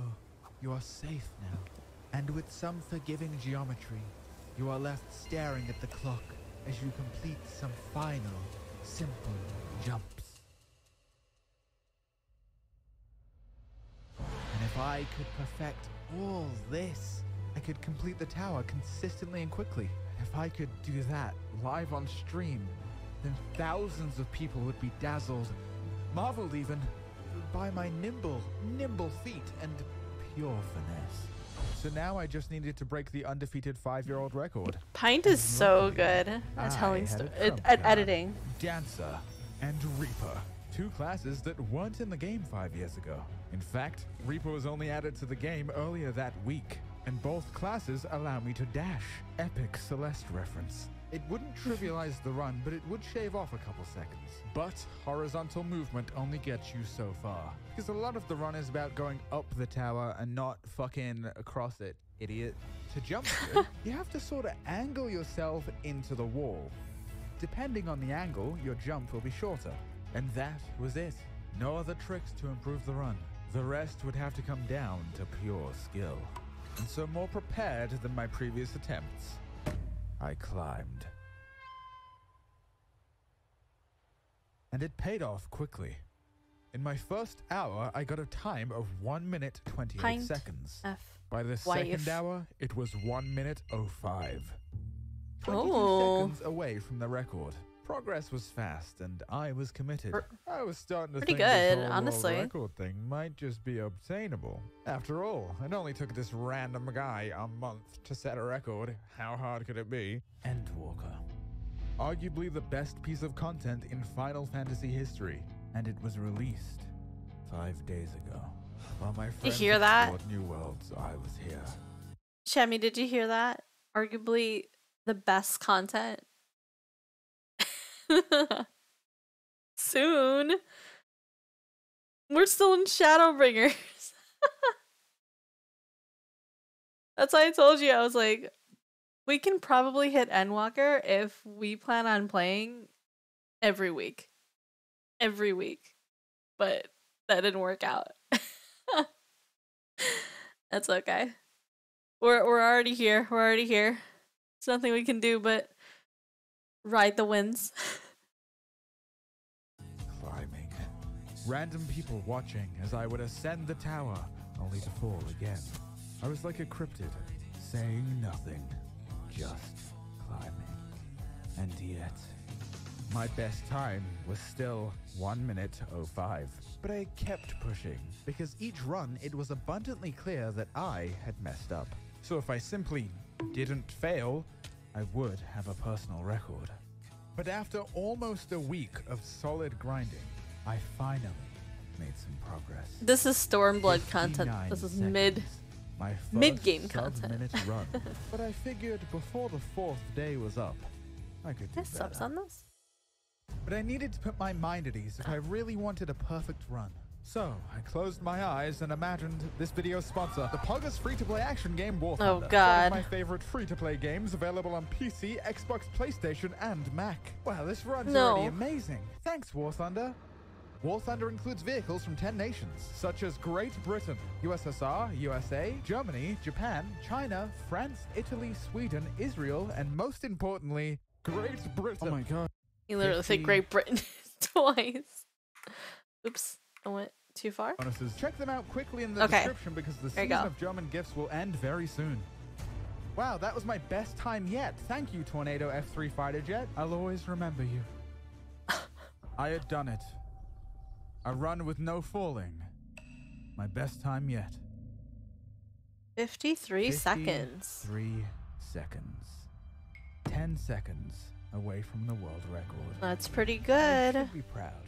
But that night I tucked myself into bed defeated.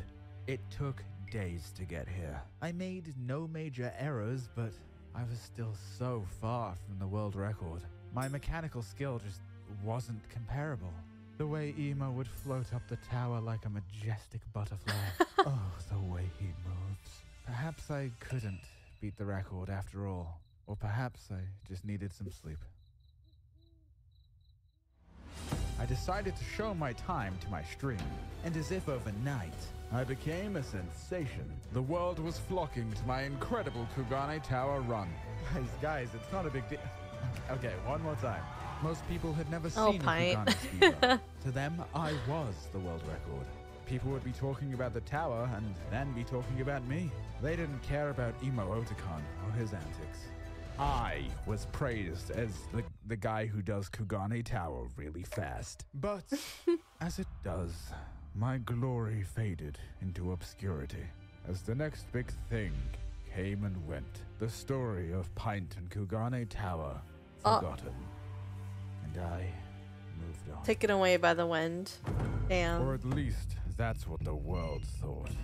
In truth, I continued running Kugane Tower for days. But no matter how much time I put in, I couldn't get faster. I was simply not good enough. And so, I stepped down. And yet... there was still a fire burning within me. The dog in me was still ravenous. I needed to be better. So first, I needed strength. I still had jobs that were underleveled. So if I leveled Dancer to max level, I could dash twice more. I needed spirit. His editing is crazy good. I needed God to damn make it, sure Fight. my mind was balanced. I smelled the flowers, I raided with friends. He touched grass. I tight with my Ishtola body pillow Oh. to soothe my mind between runs. I needed strategy. Sun Tzu once said, "If you know thy enemy, use thy enemy's camera settings." I mimicked Emo's strategies to figure out why he used them. And as it turns out, jumps like this are actually easier with Legacy Camera. Using standard camera means you have to take a very tight jump around a corner blind. But Legacy allowed you to angle your camera and simply swoop around the corner really easy. However, I would end up being partly wrong about Emo's strategies. Speaking of which, I believe it's a good time to bring up a bit of dirt I got on all Emo here. Roll the tape. Okay, very nice. Clean. And stop.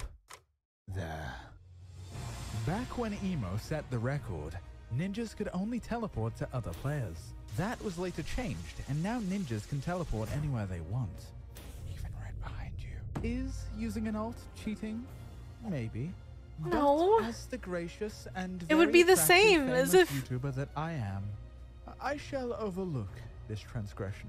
But it does get you To wondering. be honest, how though, is a you man could so probably dedicated that he makes an alt for like this? Black Or at Mage. least His gets a jump friend to is stand there. With a brief look in the probably comments, longer. it says it took 6 hours over 2 weeks to get his time. I've spent a bit longer than that. So is he just a natural talent? Perhaps he had experience in speedrunning before.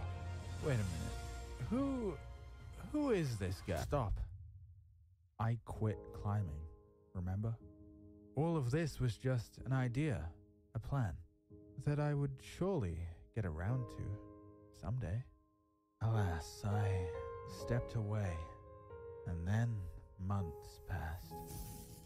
I beat Stormblood. I beat Shadowbringers. The video took so long to make, I finished Endwalker now. Script says I got laid. Real zinger there, Script Pint. Very funny. I think I even convinced myself I had given up. Would it even be that good of a video? It probably wouldn't be worth the effort. There's probably a reason it's been standing for 5 years. And that reason might well be that simply no one cares about Kagane, and that I could live my life letting Emo have his record. Other videos, other accomplishments. That is where I found comfort. Every now and then I'd go back. I would develop the best possible strategies for each section of the run. The perfect camera angles, the perfect jumps. Ready to take on the tower again, before inevitably quitting once more. I don't know what would really get me back on Kagane Tower. I don't know if I ever will. And so the dream died, and I forgot.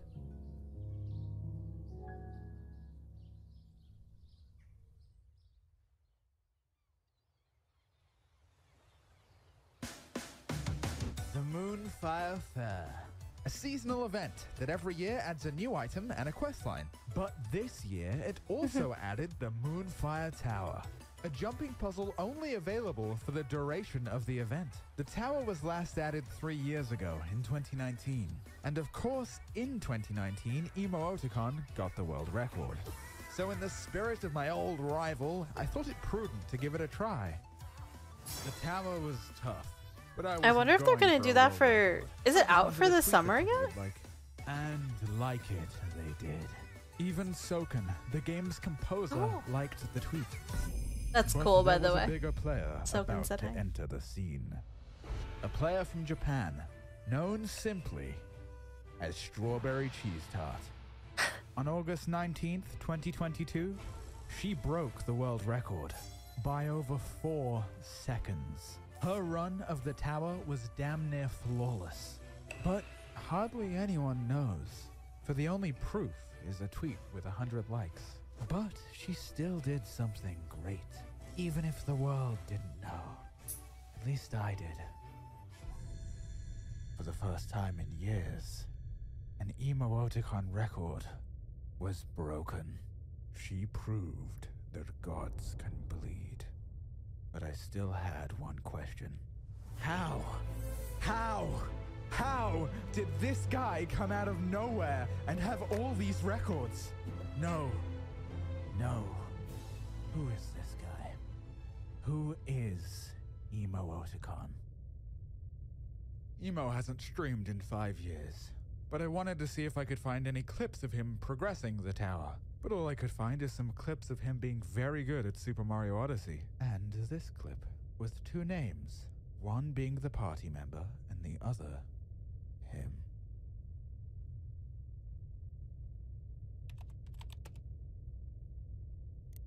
Over the years in speedrunning, sometimes the greatest speedrunners are completely forgotten about, as is the case with Pydoix, who was one of, if not the best Ocarina of Time speedrunner of his time, before he mysteriously vanished. So good. You may have also known Pydo as Shaden, a legendary Mario Odyssey speedrunner who dominated the game for months, leaving his competition in the dust before vanishing once more. Who was this guy? What made him so special? And why did such an incredible speedrunner suddenly disappear and let himself slowly be forgotten over time? So this is who I was dealing with. My rival was a long-lost speedrunning legend. The previous world record holder of Super Mario Odyssey and Ocarina of Time. And everything clicked. His camera was weird because he's using a controller. His times were so good because he's a prodigy with 11 years of speedrunning experience to boot. But perhaps the most curious thing about Pydoix is why he runs. He cares not for fame or glory. He does it for the passion of challenge, for the joy of breaking limits. And upon reflection, I considered, perhaps I was too focused on beating him, so concerned with comparing myself to someone better than me, that I had become so sure that I didn't have what it took to beat him. And so on an early autumn morning, I don't know. If you found out that what you're trying to do in challenge is he responded. the #1 person is a speedrunner, do you just quit? Climbing again. I feel like I would. I would just be like, I'm done. Sorry. You know? Different. Like, fuck this. I was watching season 7 of Better Call Saul, and over the past few months, this old dog learned some tricks. I found more efficient spots to use my dashes and included Ninja's Blink. Ask them for tips. They're your challenge. Like, your rival. Movement speed. Dash here and swap jobs to remove Peloton. Peloton again here and remove it again here. But why would you? Oh, for on the roof. This is the most efficient route for Kugane Tower. So now all that's left is to master it. And guess what I did on my first day back? 52 seconds. A new personal best. I was back. The next day I climbed again. All that I needed was a perfect run. It had been a week now, and I still didn't have a time better than 49 seconds. I was playing more reckless, taking every corner as fast as I could. And so at times, I fell. But I figured I'd need practice at the higher sections, so I didn't reset. I kept going, and despite falling during this run, 45 seconds. I was just over 2 seconds away from emo. At this point, any run could be the one. I knew what a good run felt like. I could sense this is you saying, this is it. This is the one. each peg wall and the scrimbly bimbly section. I did them perfectly. If I make this jump, this could really be it. Could this be the run? Ooh, he did it. I jumped too soon.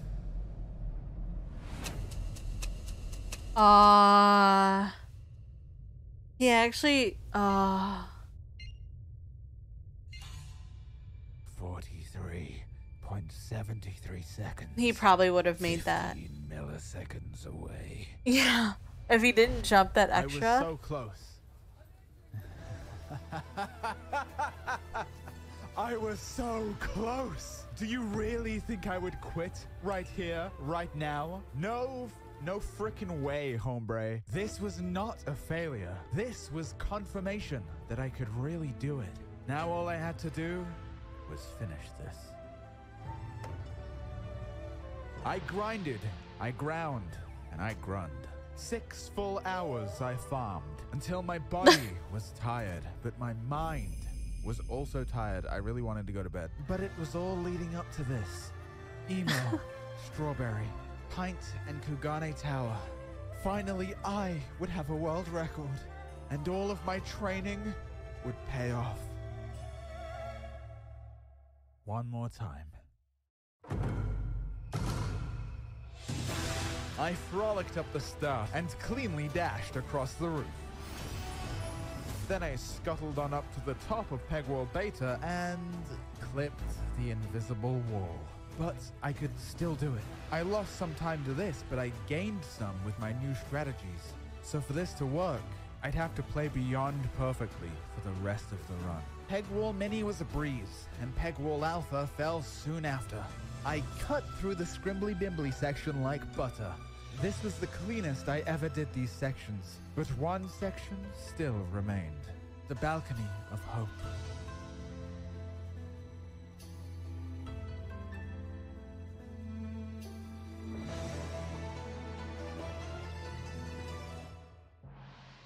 Done! Emo Otacon was defeated.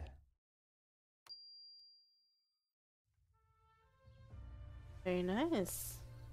And I can finally put this tower behind me. And yes, the run wasn't perfect. I made mistakes, and it could certainly be broken again.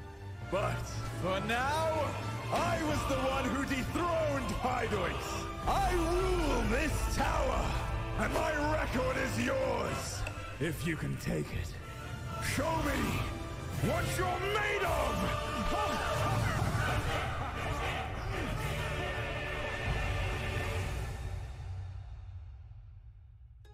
Oh, hey, why don't you head on over to pint.gg and get yourself a t-shirt or stickers or something. I worked really hard to make...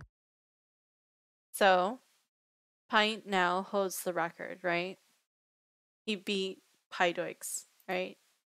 Emo Moticon, right?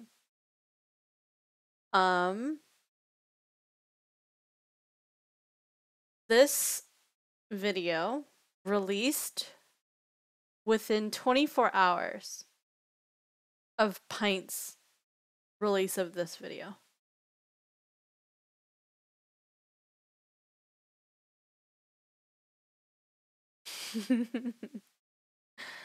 Ready?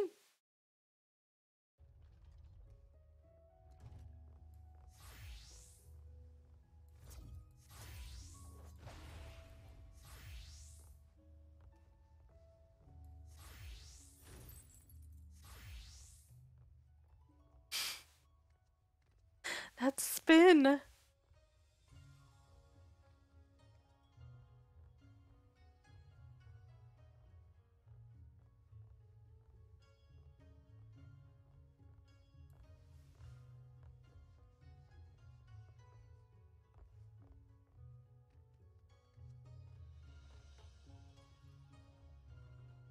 "38 seconds. And sticks the landing.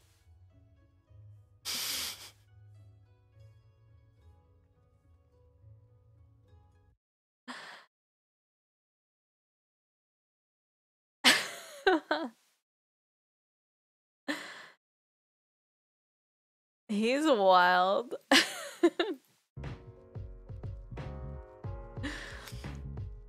Anyway, all right, for real this time. I'm leaving. It was fun though. It was so fun. Thanks for watching that with me, Shammy. And anyone else who is joining us as well and has not said anything.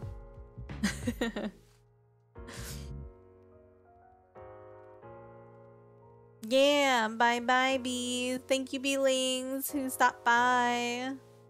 You sweet, wonderful beelings. 3-hour stream, whoa. Thanks for stopping by. Like I said, if you like any of my content, then please feel free to follow me on Twitch Or if you're on YouTube, then subscribe to me there. Follow my Twitter. Yeah, the other one. Yeah, Twitter. You can follow my Twitter. And lastly, my Discord. All of the info is in my Twitch about page, so you can find all of that in that section there, in the Discord and social media section. Otherwise, thank you guys for coming. I appreciate you. I hope you guys have a wonderful rest of your evening. Have a good day tomorrow. Have a good day at work, at school. Enjoy your day off. Enjoy your life. Treat yourself well. Be kind to yourself. Be kind to others. Anyway, yeah. Thank you, bees. Bye bye, bee. Bye bye, bee. Bye bye. Bye bye. Bye bye. Bye bye. Bye. Bye.